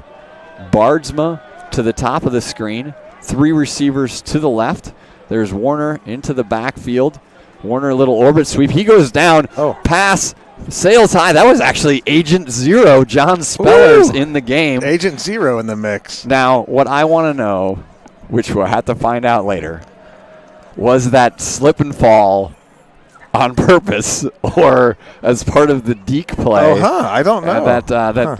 But I'm not sure. It looks like Warner he was just crouching down right there, so I'm not sure. I don't think that was. It was a legitimate fall, so I'm thinking not. I know that at the beginning of the year they talked about trying to get Agent Zero, John Spellers, in there for a few plays, and Spellers again at 6'5", 215. That's a nice target for you down there. He is back out of the game, though. Duras checking in. Yep, Warner, the running back, to Conrad's right. Bardsma, single receiver to the top. There's Bennett. Duras down the seam. Duras with the move. Get there, Bennett. Duras still on his feet. Duras to the end zone. Touchdown. What a tough run. Bennett Duras, much like Miles, very nimble on his feet, really good in the open field. Duras, that's his 3rd touchdown on the year. Broke about 3 tackles getting down there. Nice job by the senior tight end. Again, Velo coming from VK5. Von Conrad delivers that on the money. Touchdown, Dolphins. Dolphins up 32-0. PAT team back on the field. Yanni Luze, Dr. Luze, waiting for it from Edwards. Offsides by Clark, but doesn't matter. Dr. Luze bangs it home. Extra point good. 33-0. Dolphins over the Clark Eagles right now. Nice pitch and catch. Conrad to Bennett Duras. Duras is a guy that, at the beginning of the year, and again, we were hoping one of these weeks that we see Iakunle Espinoza Allen out there, and he was penciled in as that starting tight end, but hasn't been able to get healthy, hasn't been able to get back on the field, and Bennett Duras has become, and again, the Von Conrad, I honestly, you can't say enough about him as a senior quarterback and how the game has slowed down for him and how he's making reads. Now, that was his initial read. He was going down the seam, deliver the ball with authority, but he's like the receivers, and that's the thing that's impressive, is that you've got, coming into the game, you had Scott Meir with 18 receptions, Bardsma with 20, Duras, that's his 10th, but the scorebook is full of guys because Vaughn is seeing the field and he's distributing the ball to all of those guys. He's not just locked on one guy or 2 guys. He's seeing the entire field. Bardsma to the 20. Clark fields it, trying to work to his right. Pantoja there. Pantoja. Yep. But Dinger. Ding the bell. With the takedown. Lee Dingfield with the tackle. Barry, just a score update. Are we 33? It is. Yeah, it is 33. 30. Okay. I've got it. Well, and I've never truly trust myself on this. I think that extra point was good. But the extra point was good. I've at least on the board I've got it, and I'm fairly certain that it was signaled correctly. So just incorrect on the scoreboard here at Rockne Stadium on the west side of Chicago. This is at this pace. is going to give the live streamers a workout on the roster. They tested us a bit last week. Right now, still have that starting defense in MJ with the touchdown. Woods at the left defensive end. Solano on the nose. Again, nice to see him back out there tonight. I think we've got Spellers in on the, Spellers in at the right defensive end. The Truth at his rush linebacker position. Vaughn waiting for the snap.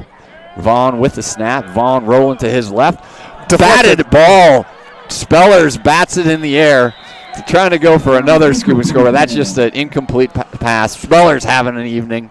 The entire defense having an evening right now. So Tavion Vaughn trying to get the ball out to a receiver over on the left-hand side. Always tough to do that left-hand rollout. Really you got to get those hips all the way around on that. Got a little bit of a sidearm motion on his throw. And Spellers, the former basketball player, actually, I mean, we're not supposed to call him former basketball player. He actually may play with Whitney Young's team, right? So tri-sport athlete, also water polo. That might be his best. Well, we'll see. We'll see on him. So I don't know if he's good, but I just think he would be great at water polo. Oh, yeah, absolutely. The wingspan. Not seen him play. The wingspan would be good. For anyone out there giving water polo scholarships, don't text me. I don't know if he's great. I imagine he would be great, though. I'd be good, but I need those floaties. MJ, the bull. He's having a game. Taking down Tavion Vaughn. Tackle for loss for MJ, the touchdown maker Woods. They have a 33rd point on the board. That may become important as we get into the second half. Important for your trip to Westside Stakes. I am road tripping down to Champaign, Illinois. Yeah. There's a whole Buckeye contingent here going out. The number one ranked Ohio State, undefeated number one. Ohio State ranked number one. I think Illinois, 19? Down in Champaign tomorrow 19 morning. Ranked. You got that Big Ten matchup. You've got Indiana ranked number 7 traveling out to Oregon, who I think is ranked number 3. You got my Northwestern Wildcats traveling up to Not-So-Happy Valley right now. Not happy. I hope they don't take it out on my Wildcats, but I have a feeling they might. Clock running here. One play maybe left for Vaughn. Give to Hightower. Hightower on his feet. Tackled out there by Joseph Gray, football player, also with a touchdown here in this first half. Clock stops. I think timeout was taken. Timeout taken by Whitney Young. We have a score of 0 Clark, 33 Young. So Coach Finger takes the timeout. 6 seconds left here. First half. Scoring recap again. Scott Meir with a shovel pass touchdown from Conrad. Then a Joseph Gray fumble return for a touchdown. And a Maxwell Warner 3-yard touchdown run. MJ Woods on a scoop and score touchdown. And then we just saw a nice connection. Conrad to Bennett DeRoss. I think that was around like a 25-yarder. So Conrad with his 2 touchdown passes tonight, pushing his season total to 16. Dolphin punt block team is in with the Fox, 18. 27, Ryan Jones in the game is a gunner guarder. I don't know what that position is. The guy that's guarding the gunner. The gunner guarder. GG. And I think we still have 88 back, though. They're Arlen Cooper. Michael Irvin. Cooper and DeRoss back deep. I think this is, as much as anything, Coach Finger he'd love that ball to go to Cooper again. Little Aussie-style punt there, which is nice. Clock is going to run out. I think that Tanico Fox might have gotten a little roughing of the punter call. Yeah, I think he did. We do have a flag on the play. So the Clark Eagles will probably get a first down out of that. That was Mohamed Toure, which is a nice punt on the run to his right. Fox was trying to get his second punt block in as many weeks. So I do think we're going to have one untimed down. I'm guessing what this signal is untimed down. One untimed down for Clark. Ball going to be set at the 44-yard line. I was about to say we whipped right through this first half, and then the last minute has taken a half hour. Timeout for Clark. That's how Clark's going to take a timeout. And you're correct. No, dude, it was 7:50 after the first quarter, and now it's 8:36. Yeah, we're at another hour-long quarter here. Well, we're enjoying it. I hope you're enjoying it at home. Yeah. Clark taking the timeout. Dolphins commanding lead here, 33-0. Running clock would kick in at 40 points. Dolphins back here next week, senior night.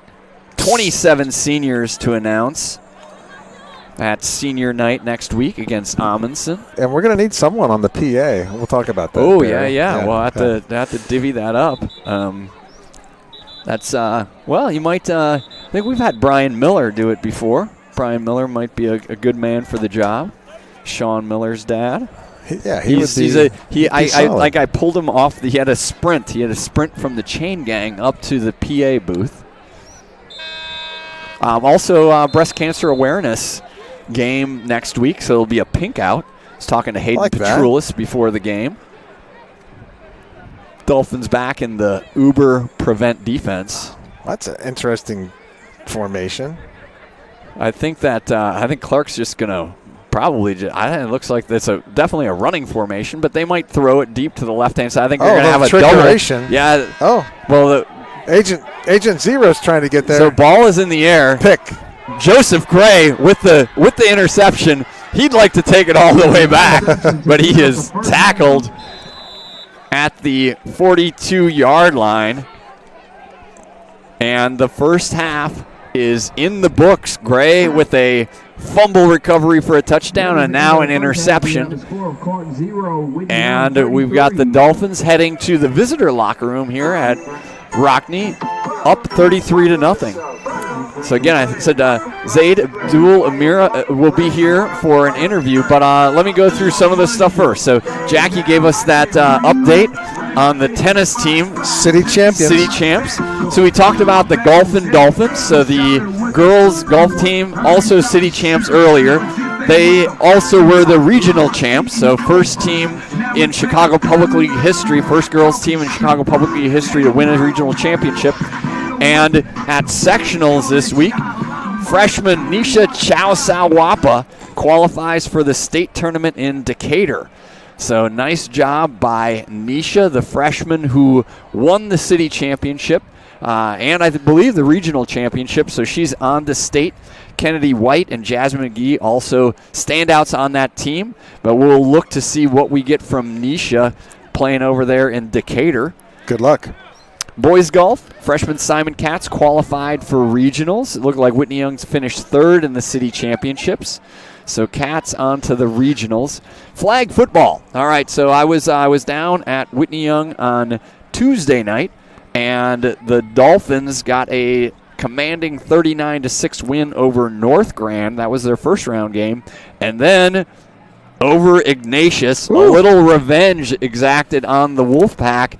The girls flag football team wins the regional championship with a nail-biter, a 6-0 win over St. Ignatius. So they are on to play Westinghouse in the sectionals next Monday.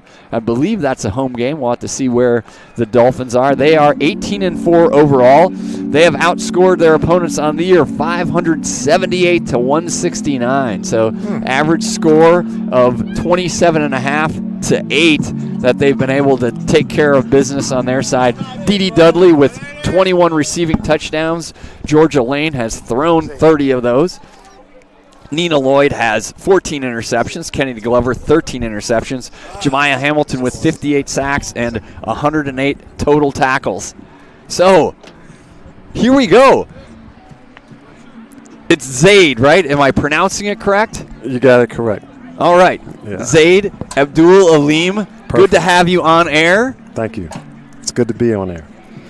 Exciting to have you here. We're going to do two parts here. First part, Yeah, I was listening in on that JV game. You want to give us some highlights there? I like the call. You and you were describing the action well, but you're like a one-man show there. Well, I would say that I got some help, and there's some volunteers out there. I think people are just a little shy to step up. But, Yep.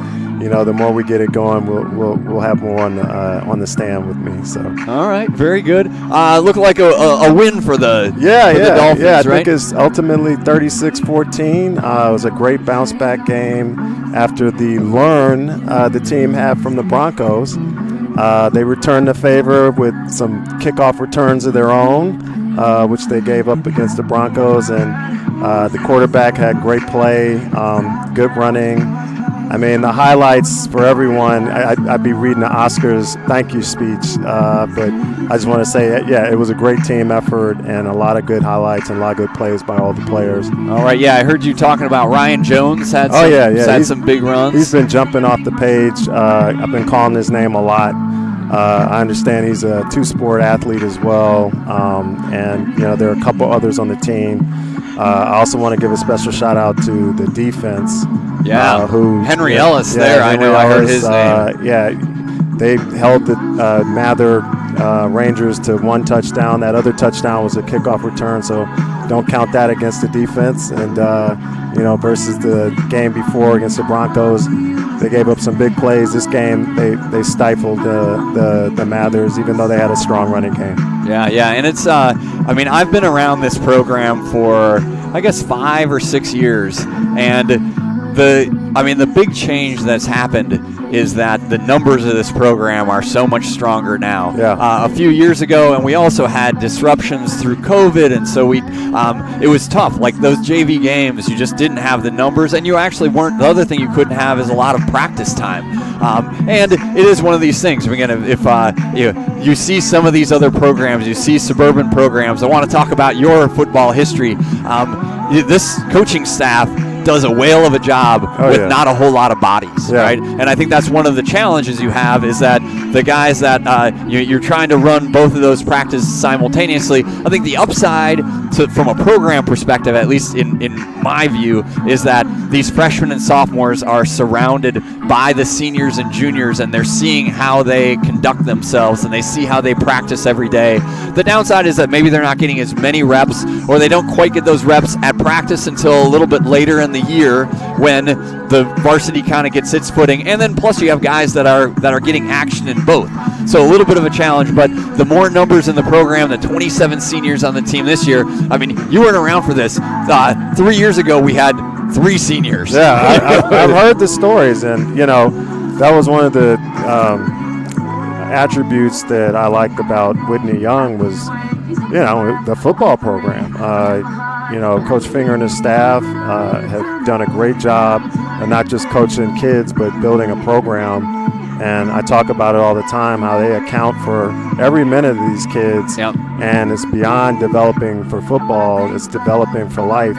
And, when you're raising kids in today's world, it helps to have values that you try and instill at home, reinforced at school, and they're certainly doing that on the football program. Yeah, I hope Mason knows how to tie a tie. Yeah, he sure does. At least I think he does. I've seen him do it a couple of times, and he's used it before. So yeah, I assume he does. All right, let's talk about you because you've got a great story, man. So let's I don't want to actually jump all the way to the end. I want to actually start at the beginning, and I want your football origin story. You're a Chicago kid, grew up in a tough neighborhood, but from there you used football, I think, and your smarts, your education, your family. Tell us about that. Yeah, so before AAU and all the pay-to-play opportunities these kids have, it was really neighborhood kids and spending time playing football, all sports seasonally. So my first passion was basketball, and I knew I wasn't going to be 6'5", and I had sort of a knack for playing football. The Bears were actually good at that time. Yeah. And so I would just remember playing with my friends during the football season, watching TV, and then going out in the field and trying to manifest that against each other, tackle, and get an opportunity in high school to actually do it organized. I didn't play organized football until I was in high school. Okay. And you did that at Lake Forest Academy, right? Yeah. So I boarded out there. Fun fact, I boarded out there with John Speller's dad. Oh, really? So, okay. John was Randy was, his father was a senior, and I was a freshman. Fast forward, John is a senior, my son's a freshman at Whitney Young. So, that's yeah, incredible. Full circle. So now Lake Forest Academy don't have a football program anymore. When you guys were playing, what kind of schedule did you have? Who were you guys playing against? Yeah, so we were playing against some of the smaller down south schools, some North Shore schools, and yeah, pretty much that. And we had a pretty good team. Lake Forest Academy attracted kids from all over the country, quite frankly, in the world. So we had some nice players, including John's dad, on the team. And I got welcomed as a freshman. My first time playing organized football. But back in the day, you played all sports, and so I had a lot of athleticism that I developed just cross training. And just naturally kind of fell into football, speed, body control, a lot of stuff I learned from basketball, track, and just found my footing in football and ended up getting recruited, a number of schools, and I had grades. And I tell kids all the time, you get good grades and you play football, the world's your oyster. Like I got so many opportunities, but if you're just football, you're limited. And the coaches want to know that they're going to have you all 4 years, and that you're going to be able to handle the workload and not get punched out. So Zaid, you've done a good job of bearing lead. Not that you just play at the college level, you played in the ACC, you played at Duke. Yeah. Right? So and you ended up as a captain on that team. Sure. And Duke football, and I'm a Northwestern guy, right? Yep. So we were kind of going through the same thing at the time, like, hey, and I didn't play football. I was just up in the press box, right? But you see a program and you're trying to compete. You're competing ACC, Northwestern competing in the Big Ten. Didn't have a lot of things go that way. But then I want to hear about, because you were part of a transformation there with Coach Goldsmith, right? So he comes in. Was that your senior season? Yeah, that was my senior year. I had a fifth year of eligibility, and the question was whether I was going to stick around or not. And I was able to get into grad school at Duke and also get a Fulbright scholarship. So I was able to do my fifth year of football in grad school. And Coach Goldsmith, I think he came from Rice. Yeah, he was Rice. He brought some guys with him, sat me down, and I was excited. I felt like we had just to get an opportunity to get some good coaching, because I knew my class was a bunch of winners and good athletes, because we were all recruited by Steve Spurrier. Yeah, all right. And so we came in as a class that Steve Spurrier recruited, but then left to Florida.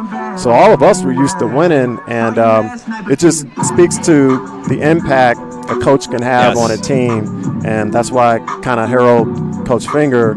I mean, that not only did a lot for the wins and losses of the program, but it did a lot for us as athletes and students, because the confidence gave us, the lesson learned that it gave us, the skills, the perseverance, the Tale of Two Cities experience, going from losing and winning and everyone being the same, but just a different mentality, and the support, made all the difference. And those are skills and experiences I apply beyond football and to this day. Yeah. You had a little bit of success after football as well, so. Yeah. I mean, football, a lot of my relationships, friendships, and networking contacts came from being at Duke, playing football at Duke. In fact, my first job out of college at Morgan Stanley, the CEO was a former Duke football player. And I looked at a lot of firms, and that was the firm I chose, because the CEO, he was a former Duke football player, and he actually met with me because one of the coaches on staff knew me and coached him and knew that I was a captain. It spoke highly of me. Knew that I was interested in finance, and he said, "Hey, you should meet the CEO of Morgan Stanley." I'm like, "Hey, that doesn't happen unless I played football and excelled in school, etc." So. Yeah, and I think that says a lot. I mean, I work in the banking world as well, and I think that when you recruit people with a background in athletics, that they understand time management, they understand discipline, they understand winning and losing, right? Yep. They understand adversity and what you need to do and how to keep your head and kind of work through things. And so I think it's one of those things that it gives you connections, but it also really gives you such a great backing that just applies in so many different areas of life. The Duke connection, I'll throw one thing out here. I'm like the master of I was the last Chicago Public League player to be drafted in the NFL was a Duke guy, Laken Tomlinson. Oh, really? So okay. he was a first-round pick by the Lions. It was actually when the draft was in Chicago. So we were there. I remember that. He played at Lane. Wow. And it was kind of cool. It was end of the first round, and I'm in there with my son Bennett, and he gets announced, and like all of a sudden there's this huge cheer from this back corner of the theater that it was in, and then I was like looking it up. I'm like, that guy's a Lane Tech guy. So very cool. And he's still in the league. He's playing offensive line with the Texans now, and had a nice career. Oh wow! So I have to look out for him then. Yeah. Yep. So definitely, it's great to have you, man. I appreciate and thanks for reaching out. Like, I love the fact, and I'll say I started doing the JV games too back in the day. I could see it. I think it might be. be. Definitely cut your teeth. Yeah. You got to do the and you just figure out. You figure out how to get on air. Yeah. I used to. I like your setup better. I think. I used to take all this stuff out, and then I would rent a generator. Okay. So I'd be at the that's Clark, heavy lifting, pulling man. stuff out. Yeah. But it's great, and I think that your reason for doing it is our reason for doing all this, and this is we believe in this program, we believe in Coach Finger, but we also love the fact that we have families around the country, around the world. We've got Alex Oshesky's family in Poland that tunes into these games, and we love doing that. So really appreciate having you on. Appreciate having you part of the family. I know you got a bunch of kids. Let's bring them all to Whitney Young. I know it's easier said than done. I would love to do that. Absolutely. And thanks for having me up in the suite here. That's right. I'm used to the bench on JV, so I see how it's done. Thank you. All right. Zaid Abdul Amin, again, his son Mason Abdul Alim is key freshman contributor. We've seen him on kickoff returns. Zaid didn't talk about. I know that Mason had a 2-point conversion, definitely in that game, 2-point run, maybe more, right? And a touchdown. So he's the dad, always not giving the kid the props. But that's the thing. Once you have the headset on, you can talk about your kid as much as you want. All right. Awesome having Zaid on with us at halftime. Again, Dolphins with a 33-0 lead. We've got Blake has given us some stats here. So let's see if I got this. We've got Max Warner, 12 carries, 69 yards, and a touchdown. That's our rushing. We know Max Von Conrad, 6 of 8 for 82 yards and the 2 touchdowns. Bardsma, 3 catches, 27 yards. DeRoss, 2 catches, 55 yards, and the touchdown. And then Scott Meir, we're going to say that was a touchdown. That's going to be, we'll have to look at it on film if that was a touchdown run or pass. Thank you very much, Blake. Awesome. We got the full thing, man. We got like halftime guests. We got Blake giving us stats. Good job by young Blake. Maybe let me throw out a couple other things here real quickly. We might have some time in the second half to kill as well. We'll see. We are going to the third quarter here where the Dolphins will be kicking off. Volleyball, undefeated Chicago Public League Super Conference champions. Not even just conference champions, just Super Conference champions. They've got a 2-day tournament this weekend at De La Salle and then on to the Chicago Public League City Playoffs. Delilah Roman leading the way with 115 kills and a 44% kill percentage. Chicago Public or Chicago Land action. Let's talk that. We'll get the Chicago Public League after that. So a lot of the stuff I was talking about last week, in case you hadn't read, so we had that big game, Mount Carmel against Brother Rice. Mount Carmel did win that 27-14. Emmett Dowling threw for 351 yards in that game. Also talked about Jonas Williams at Lincoln Way East. He did set the all-time Illinois touchdown record last week.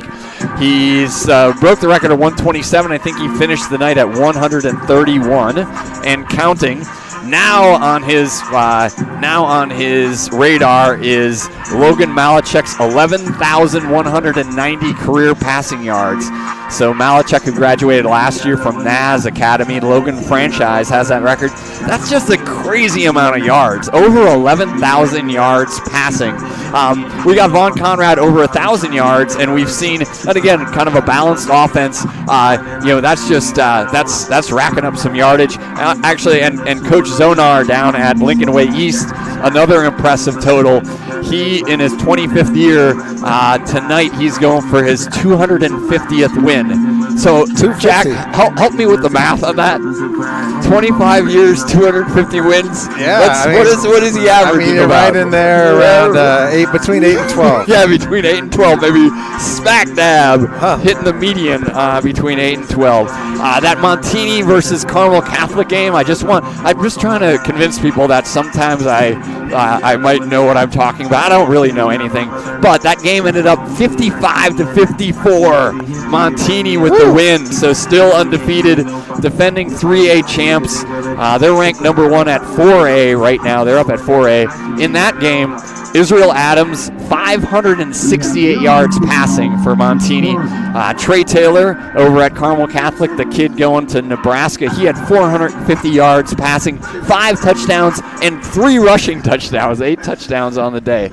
So got a bunch of big games going on. I'm going to keep my stats around here because we do want to talk about Chicago Public League. Again, Whitney Young came in at 3-1 in the conference. We got a little bit of a logjam at the top right now. So Peyton undefeated at 4-0. Kenwood and King also, and Morgan Park all at 4-0. Lane, Whitney Young, and Simeon at 3-1. So you've got 7 teams all bunched up there. Westinghouse at 2-2. Now, the one thing that will sort its way out is a lot of those teams play each other the next few weeks. There's Bardsma getting the kick away, fielded at the 15. Get there, Bardsma with the kick. Miles Bardsma with the tackle. That's nice. Good pursuit down there by Double L Logan Lopez, and finished off by the kicker, kicking his cool again. Who was back deep? If the kicker was in there making the initial tackle. Good question. I'm sure it was worked out. But yeah, Miles, it's cool when you can make the tackle on the kickoff. So maybe just real quickly, last week's scores of the Chicago Public League games: Kenwood big win, 49-6 over Taft. Morgan Park 50, Lincoln Park 0. Peyton shut out this Clark team right here, 34-0. Simeon with a 26-0 win over Amundsen. We face Amundsen next week. Westinghouse 54, Johnson 6.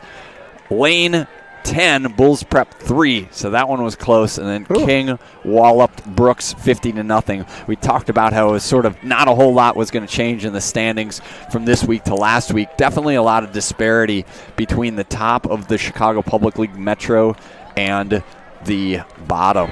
Big time. Just underway here. Third quarter. Vaughn, the quarterback. Running back next to him. Nice cut, but Dinger. Dinger's there. Ding the bell. Dinger and a whole bunch of friends. Pod of Dolphins cleaned it up. It's like bring it down. I think that was Hightower. Yep, that was Marquise Hightower on the run. Devonder Shoemaker in at a corner. All right. Kendall Lynham also 42, in. Kendall Lynham in. So rotating in some different players this week. Yep. Logan Jones at right outside defensive end. Oshesky moves over to the nose. And Adrian Del Villar, who's playing on the offensive line tonight, also on the defensive line. Yeah, so Jameer Spencer also in at linebacker. Did you get him already? Am I just repeating things? I did not. My wife always tells me that. You always talk over the top of Jack. I didn't. I missed him. Not this half, Barry. So we got our linebackers, The Truth and Double L, Logan Lopez. All right, Vaughn, the quarterback. I think he has Foreman, number 1, next to him. Said that to Remy on the way in. Foreman's wearing pink socks. It's helpful for me. He's getting over there to Foreman. Foreman trying to pick up a block. Del VR forces him back inside. The Truth. Josiah Purnell in on that tackle. But good gainer there. Yeah, nice play by Clark. I have to say that's against Peyton when they were moving the ball. It seemed like they were doing it with some of these little quick hitters. They went away from that when they were down, and then Vaughn was putting the ball in harm's way quite a bit, which made that score a lot more lopsided than I thought that game actually played. Looks like we're Jacob Wildermuth checks in number 4 at the outside backer spot. All right, Vaughn talking to his left tackle, the big man Jalen Shaw. Scott Foreman next to him in the backfield. 2 receivers to the top. Looked again over to Under Foreman, pressure. but Get home. that was Logan Jones. Logan Jones tracking him down. Big 77. Logan Jones run a 4.5 on that one. Shot out of a cannon off the left-hand side. He did. I think the nice scramble might have got him up to a first down territory. Yeah, they are. They're going to put it. They're going to move the sticks. It was right there. Good job by Jones coming around from the outside. But Vaughn, Tavion Vaughn, the quarterback for Clark, was able to get the first down.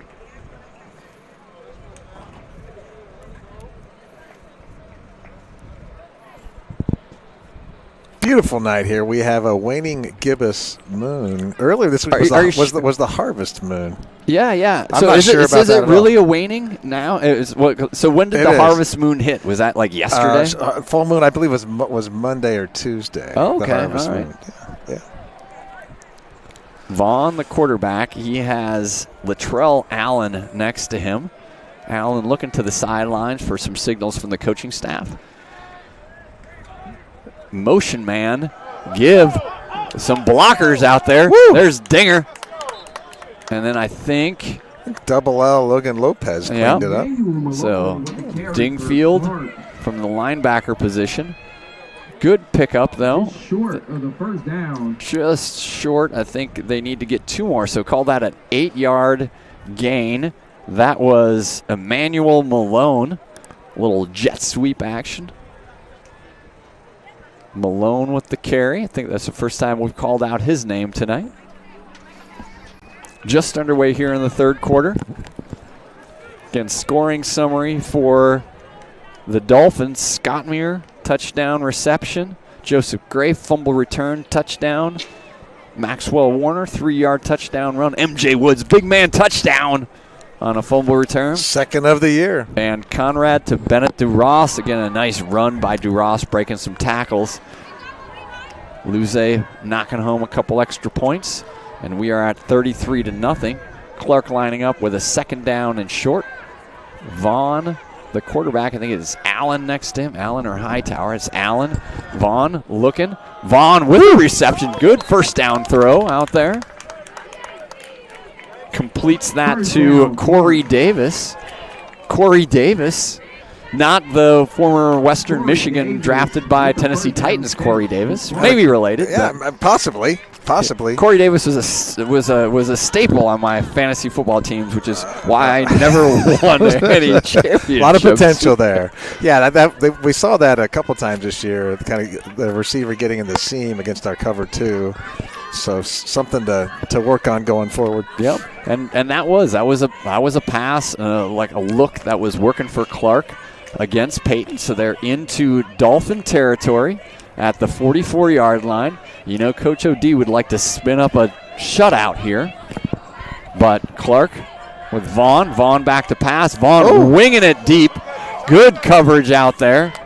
That was Shoemaker on the coverage. He gave that a couple extra hitches. Long pass. That's I mean the Brewers have a reliever, Grant Anderson, who throws it from there. Is like right about a hip level. Mm-hmm. Whipped it out there, but nice coverage by Devander Shoemaker, the senior. special teams stalwart playing at corner. The Brewers have one more day left in their season, I believe, Barry. Dude, I'm telling you, man. I'm not a Cubs fan. Here you are. I just antagonizing I'm on a text chain with a bunch of Cubs, a bunch of Brewers fans. I just stir it up. Oh, I'm sure that shocks me, Jack. That you're in that role. It just shocks me. I'm telling you, man. I don't think people can handle it. Vaughn, the quarterback. The cheese and the heart. The cheese and the pulmonary. Yeah, it's just not. It's not a good combination. Cardiac. There's a lot of sausage consumed up there. Sausage, beer, cheese. Good. Whistle blows. We'll wait for the signal. Offsides against the Dolphins. So I think the official does have a very he's very direct in where his motion is, and the public address announcer here keep thinking it's a personal foul every time he's calling it. But that was just an defensive offsides by the Dolphins, so picks up 5. So 2nd and 5 for the Clark Eagles.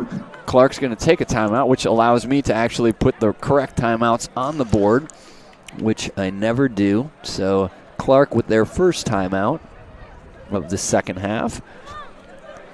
Coach Simmons going to talk to his crew over there. Yeah, 6:36 left here in the third quarter. Clark putting together a first sustained drive of the evening. All right, let me jump back and we'll talk Chicago Public League a little bit, because again we're 2/3 of the way through the conference season.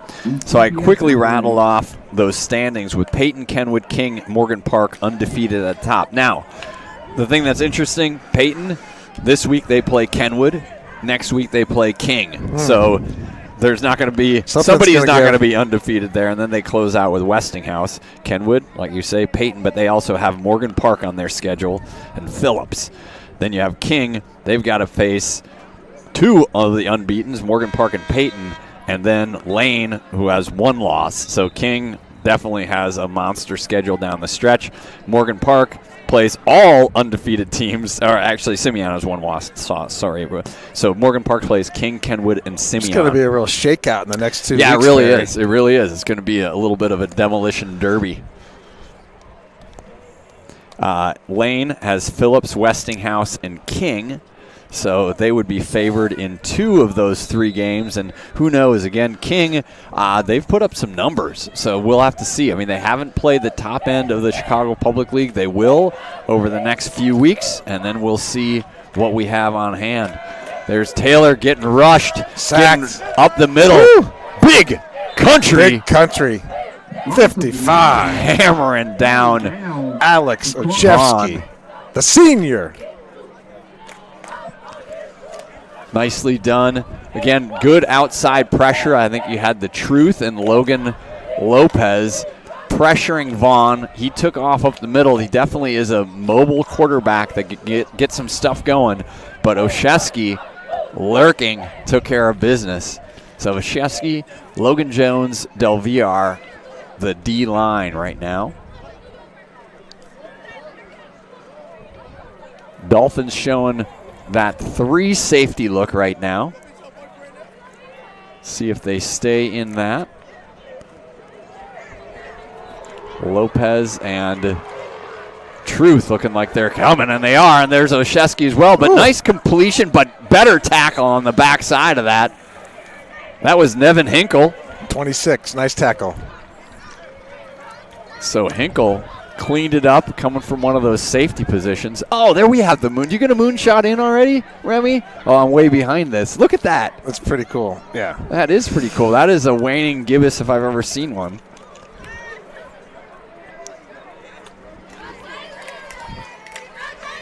Fourth down. Harvest Moon, good song. Neil Young, I believe.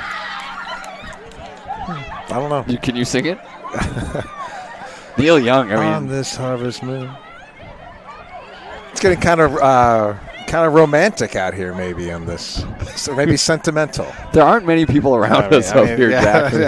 Yeah. It is definitely a romantic evening. Full house Mine backfield starts to here. drift. 4th down and 2. I don't know why it would be drifting, Jack. Focus on the action at hand. Give to Hightower. Hightower with a first down. Maybe the Dolphin players need to. Also, that was actually Allen on the run, but good run. First down, worked his way off that left-hand side of the Clark line. They've got some girth over there. Cordell Johnson, Jalen Shaw. Here comes taking Big care of Evil. business. Big Evil checking in. Efren Solano at the nose. Also looks like we've got Max Tunk checking in on the D-line. Max Tunk, that's fun to say. That is fun to say. What do we have a penalty? And we did have a penalty, and we're moving the clock. So that was a 4th down play. They're not super obvious in the penalty calls here. And maybe it's just because of the romance that we're overcome with here that we're not noticing the flags on the field. But so that now, so a loss of 10. It must have been a holding call. Ball is backed up to the 46-yard line. King is going to go for it here. They got to get all the way to the Dolphin 34. 1972, Neil Young. I believe Tony McHale was a teenager in about 1972. I think he had it in his Ford Pinto. He had that in the cassette, in the 8-track. He did. He was part of that Dan Devine 1977 Notre Dame team. So maybe he's a little older than we thought. I mean, the 8-track was ahead of its time. You could skip. It really was. You could skip to the song. Yeah. You couldn't do that with a cassette. Can you imagine Tony's hair back then? Plus, he went to Notre Dame, which means he probably had a really nice car, like a Corvette or Trans Am. Trans Am. I think T-top Trans Am with the painting on the top. Oh, T-Bird. The T-Bird. Yeah, the T-Bird. Well, yeah, or maybe a Cobra. He might have been a Mustang. He Cobra that guy. sounds right. Yeah. Well, this is a 9-minute drive. Yeah. We're Taking 3 up- minutes. they've- 3 minutes they've and gained 20 seconds left. 16 yards. Opening drive. Full house backfield. Eagles going for it here. Vaughn, the quarterback, full house backfield. He's going to roll out to his right. He's got a receiver. Picked off. Intercepted. I think that's Hinkle over there on the 26. interception. Having a nice game. We won't tell him that if he would have just thrown it down on the field, the Dolphins would have actually ended up with 15 extra yards. But that's okay, man. You wanna get it. And Vaughn was hit. Vaughn is still taking some time. I didn't see who got the pressure on him over there. He rolled out to his right, was staying alive, and threw a nice ball out there, but Hinkle made a nice break on it. Had the interception, but right now the quarterback for Clark receiving some attention on the far side of the field.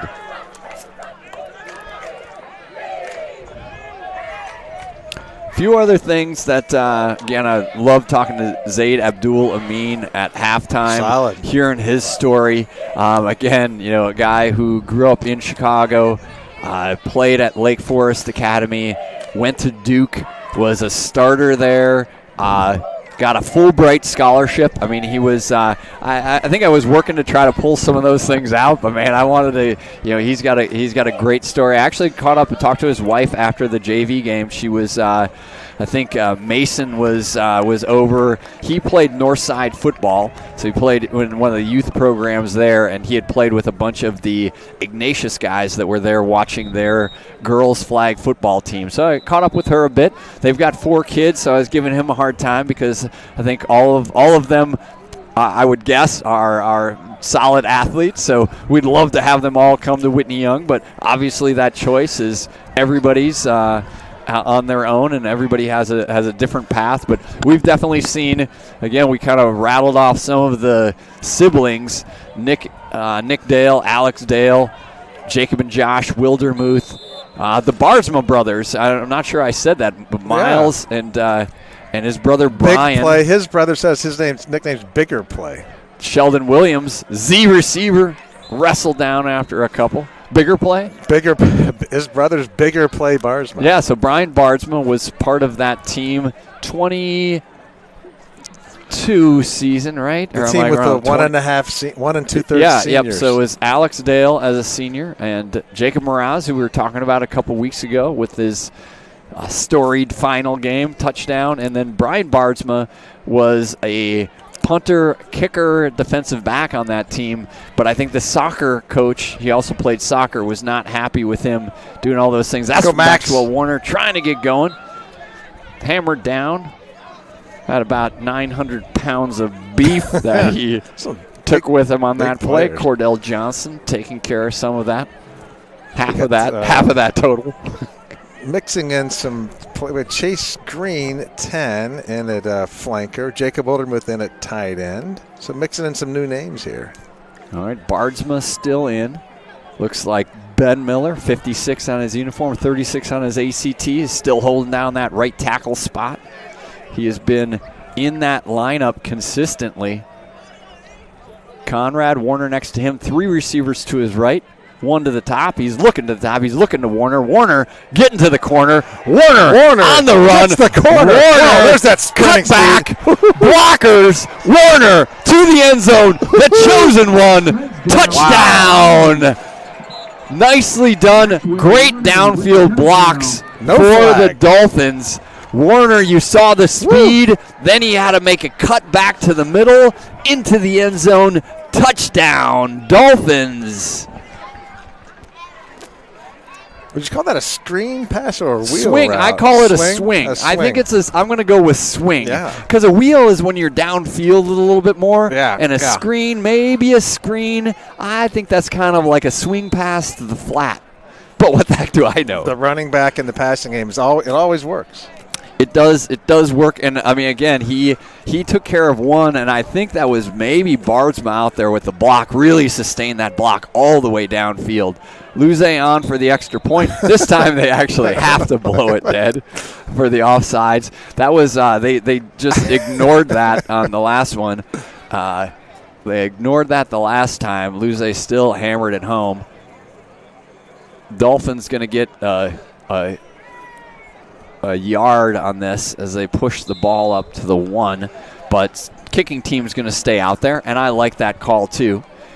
Sometimes you go for 2 here, but you're up 39-0. The only difference here is if you don't make this, the clock doesn't start running. Oh, they're sneaking again. Kick is good, and the clock is running. Woo! Dolphins up 40-0.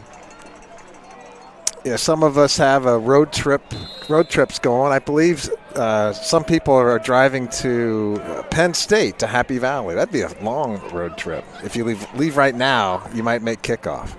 Next week.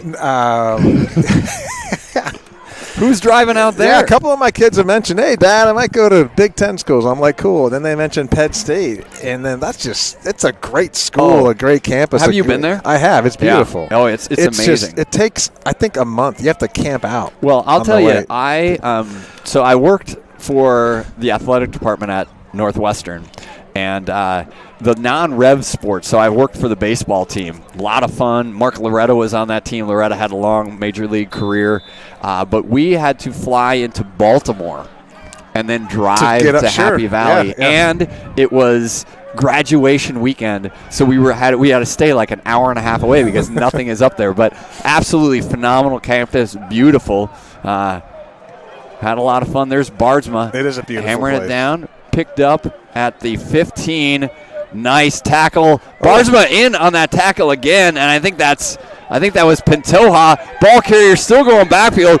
Jacob Wildermuth, and I think it was Bardsma or Pantoja again putting him back into the end zone. They're going to mark that forward progress. I think Spellers was all the way down the field here. And yeah, I think he took on one of the up blockers for Clark, and they were involved in a bit of a scrum over here on the other side of the line while the rest of the Dolphin special teams unit was putting the pressure on. I think that was number 3 with the kickoff return. So again, the clock is running here. Emmanuel Malone, I think, was on the run. I think the clock should be moving here. as we start the fourth quarter.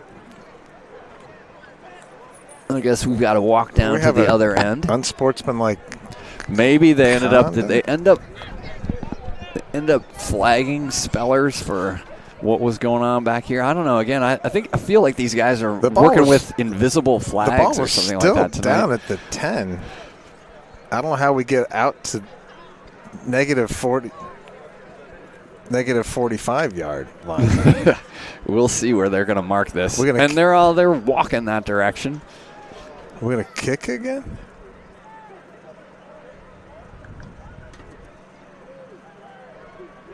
Looks like that might be the case. Looks like they're going to. There's a ball that, it was the fourth quarter. It's the fourth quarter, so they just flipped it around. So it is defense. Well done, Hey, we have an Iokunle Espinoza Allen sighting. 33 baller. 33 baller checking in the game for the first time this year. Game 7. Love it. Love having him on the field. Senior working his way back from injury. He's ready to go there at the outside linebacker position. Also have Caden Curran in the game. In the corner. Another senior. So Curran Big at Evil, the corner. Efron Solano on the nose. Jacob Oldham with outside backer. New quarterback in for Clark.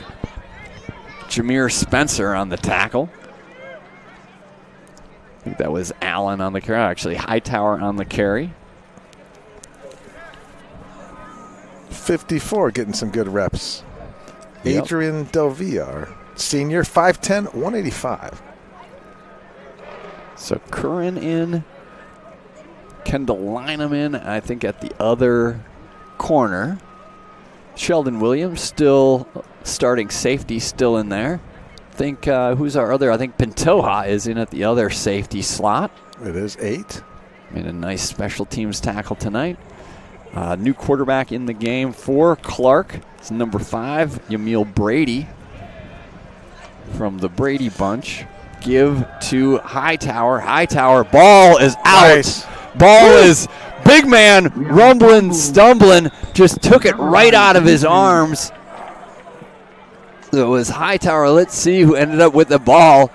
That's Jameer Spencer. So Spencer just ripped it out of his hands. Spencer with the fumble, caused fumble recovery. Whole pod of Dolphins just swarmed like it was what do they eat, salmon? They don't eat salmon. That's in the river. Aren't there ocean salmon? There was like an ocean salmon, and then the pod of dolphins just swooped in. And then the eagle was there, and the eagle thought, this is water. And then they're out of here. And the eagle thought, man, it's a beautiful Friday night. Mushrooms on sale in the parking lot here at Rockne Stadium. Fresh. They were fresh. There's a farmer's market out there. Conrad Gibbs. VK5. Max Warner Max. to the house. The chosen one. Put it on the board. Maxwell Warner still in the game. Maxwell Warner still in the end zone. Another touchdown, his third on the evening. Warner with his second rushing touchdown, third total. Wow. Yes. The Dolphins inflicting their will. Luze on for the extra point. Dr. Edwards, Dr. Conrad, Dr. Luze. I'd trust Dr. Luze. Yoni Luze. 5'6", 150. Good snap, good hold, good kick. We've got ourselves a 47-0 game. Dolphins whooping it up. That's third turnover. First two resulted in touchdowns. So Joseph Gray with a fumble return for a touchdown, and MJ Woods with the fumble return for a touchdown. And now you got a Jameer Spencer forced fumble. Results in a Max Warner touchdown run. So let me try to get this. You got Warner, again, came in on the day with 10 touchdowns rushing, 11 total. So now he's at 13 total, 13 total touchdowns, 12 rushing. So that also back to the Daniel Finger era. The touchdown leader in the Finger era was Luke Jolich. Jolich, who graduated last year, had 14 touchdowns during the Dolphins' 14 games of their Chicago Public League Championship and Prep Bowl run last year. Again, Jolich now playing rugby up at Wisconsin. And he had 14 touchdowns. Max Warner knocking on the door for the Finger era touchdown title. Pat McHale with 11 touchdowns back in his senior year. 11 rushing touchdowns. I think he threw in at least 8 passing touchdowns that year as well. Bardsma. QB 12-22 version. Hammer it away. Collected at the 20. Working to the outside. Woo! Logan Lopez and others over there. The kickoff team has been a real strength for the Dolphins. Well, they've gotten a workout tonight. Yeah. They've been on the field quite a bit.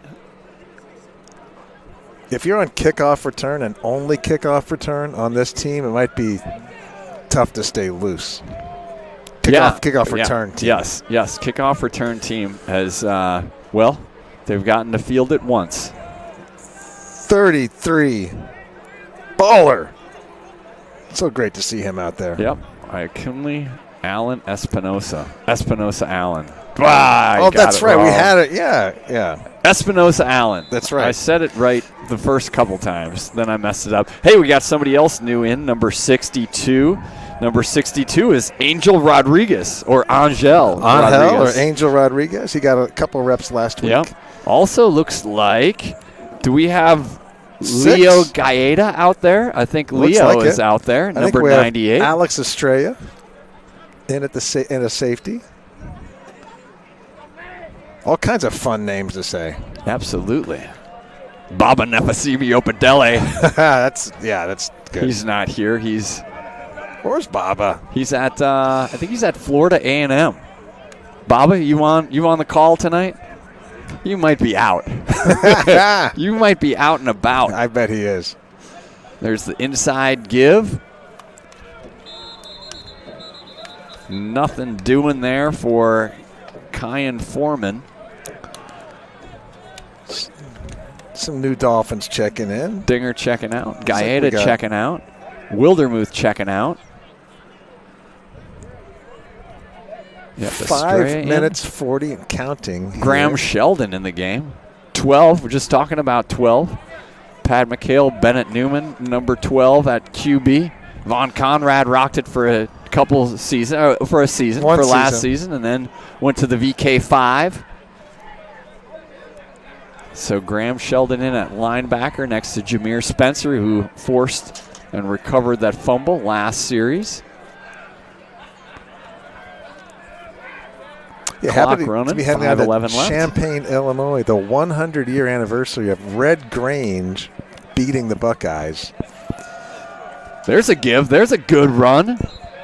Good run up the middle by Foreman. First down for Clark. And that's a trophy game, Bear. I don't know if it's the Illabuck Trophy. It's a turtle.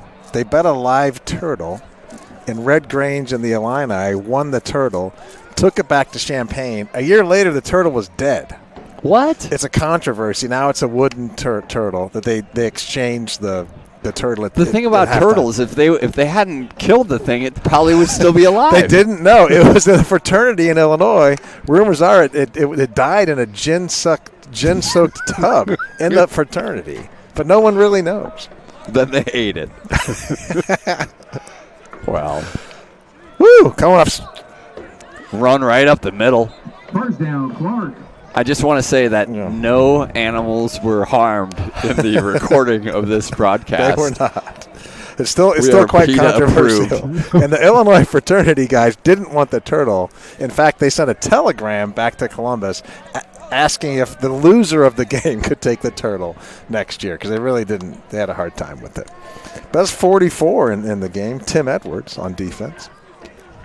I think if you fact-check this broadcast, we would be somewhere in between a presidential debate and the story your kid tells you on a Friday night.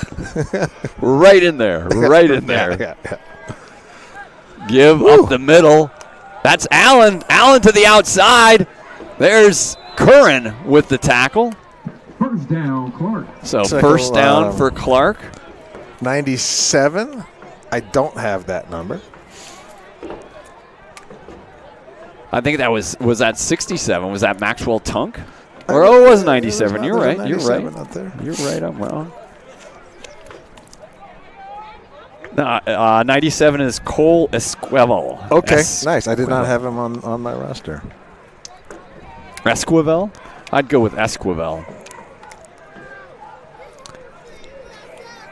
Clark just lining up in the I formation. Give to the tailback. Nothing doing. A pot of young Dolphins all over that. Tunk in there. Espinosa Allen in there. Kendall Lynham in there. At 57 checking in. Emiliano Bracco. Yeah, Bracco's had some reps the last few weeks. Also a senior. We might need someone to help us with the Latino names, Barry. I'm failing in that regard.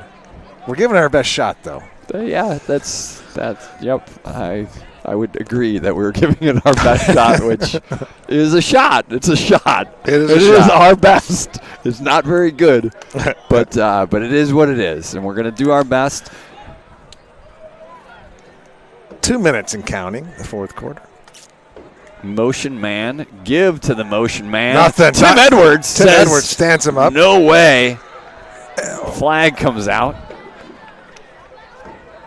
33 baller with Malone. his first assisted tackle of the year. Malone trying to get to the edge there. Again, Yamil Brady in the game at quarterback for Clark. He started that Peyton game before Vaughn came in relief, so I think both those guys getting a little bit of action.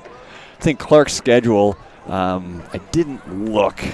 I had it written down somewhere. I mean, definitely has to ease up. I mean, again, these guys, they've faced a monster schedule.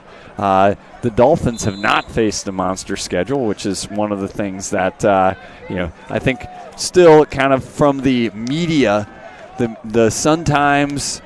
And I love the guys from Off Season. If you follow those guys on Instagram, they talk a lot about Chicagoland football, and they talked a lot of public league tonight. And I think it's just, it's something like historically you're going to name off Morgan Park and Simeon and Kenwood because of what those programs have done. What Phillips has done sort of at the state level. Whitney Young doesn't end up double reverse. Woo, hey, there's some blockers out there, but there's some Dolphins out there. Nice. There was 33 baller in on the tackle, and I think maybe Curran on the end of that as well. Nice to see the young guys trying to preserve the shutout. And 22 seconds left. We'll see if Clark, quarterback running over to the sideline, so he is collecting the play, so they're going to try to get one more in here. Yamil Brady back in, huddling his guys up. 10 seconds left on the clock. I'm not sure. Can they get to the line and get set? Dolphins trying to get set. I mean, they could take a timeout if they wanted to. Allen looking over, and that is the ball game. Dolphins with a 47-0 commanding win over Clark. Again, I mean, I was just saying how Clark has just played a monster schedule into this beginning part of the year. You've seen some of the plays that they're able to make. Hopefully they're able to get a win here in the last 2 weeks of the season. Dolphins move to 6-1 overall. 4-1 in the Chicago Public League. We will look for some of those tonight. We had, let's see if where are my games? Here are my games. The other Chicago Public League games. Kenwood playing Peyton. King versus Morgan Park. So right there, you got some undefeateds that are going to have losses by tomorrow. That'll be tied with Whitney Young. Lane against Phillips. Simeon at Westinghouse. Amundsen at Brooks. Oh, that was a 42-0 win yesterday. Lincoln Park at Johnson. Bulls at Taft. So big time win. I'm going to do a quick scoring summary here as we watch the teams come across the field. Coach Finger leading the way for his 6-1 Dolphins. Again, Scott Muir opened the scoring with a touchdown reception from Conrad. Joseph Gray, football player, fumble return for a touchdown. Warner with a touchdown run from 3 yards out. MJ Woods, big man, touchdown, rumbling, stumbling for a touchdown on a fumble return. Then Conrad to Bennett DeRoss, nice pass, nice run by DeRoss. And in the second half, we had Warner taking it to a house on about a 60-yard swing pass. We had a forced fumble from Jameer Spencer, capping off the scoring with another Maxwell Warner touchdown run. So again, Warner, 3 touchdowns on the night. Von Conrad with 2 more touchdown passes tonight. Scott Muir with another touchdown, adding on to his total for the year. So Dolphins definitely rolling. Amundsen next week. Amundsen is a team that started off the year a little bit tough. They've looked better in the last few weeks. Again, Smith Beeson, a guy that played, I think, wide receiver or one of their skill positions last year, is their quarterback now, and they put up some good numbers. So I expect a game next week. Senior night, 27 seniors, which will be fun to recognize those guys. But, again, regular season, and maybe the thing we mentioned a couple times, Dolphins officially qualified for state. We're in the Definitely playoffs. Officially qualified for state. If you're new to this action, state playoffs occur in week 10. So first round of state playoffs are in week 10. We think we're going to be at 8A this year. I guess some of that still has to get worked out, so that would be up a level from the last few years at 8A, the largest bracket in the state, largest school division in the state. Week 10 is state. If you win at state, you advance to the second round in state. Last year, Dolphins beat Kenwood first round in state. We traveled down to Bradley Bourbonnais. Had a fun time down there. Played a really, really good Bradley Bourbonnais. What were they? What was their Braves? I don't know. Bradley Bourbonnais. We played I always them. go with Wildcats. Wildcats. Eagles. Anyway, they beat us. They beat us handily. But then the Dolphins were able to come back into the city tournament, which is always a little bit of a moving target because Chicago Public League has to match up an even number of teams to come back in. So normally if you advance beyond the second round of the state tournament, you're going to stay in the state tournament. If you lose, you're going to come back to the city playoffs. So last year, Dolphins beat Amundsen in that thriller, the second overtime thriller, 2 overtime thriller, and then advanced to play against Kenwood for the 3rd time of the season and beat them in the Chicago Public League championship game. And then if you win that, then you just keep playing, and you're all the way into late November, and then you've got yourself a matchup in the Prep Bowl, which we had last year against St. Ignatius. I think Blake, thanks, man, appreciate it. Blake Nice got work, us some Blake. post-game stats. You got those, Give it a Jack? run, yeah. Okay. Yeah. All right. We had Warner finish the game rushing. What do we got there? 13 carries, 69 yards. Oh, you're down there. Okay. Oh, awesome. Okay. 14 carries, 81 yards, 2 touchdowns for Warner. So nice output for Warner again on the ground and then through the air. We had some big numbers tonight. So Warner with 2 catches, 65 yards, and the touchdown, big touchdown. DeRoss, 2 catches, 55, and a tutty. Scott Muir with a touchdown tonight. Bardsma, 3 catches, 27 yards. Looks like Vaughn finished the night 7 for 10 for 147 yards and 3 touchdowns. Awesome. Great job. Appreciate having the stats on here from Blake.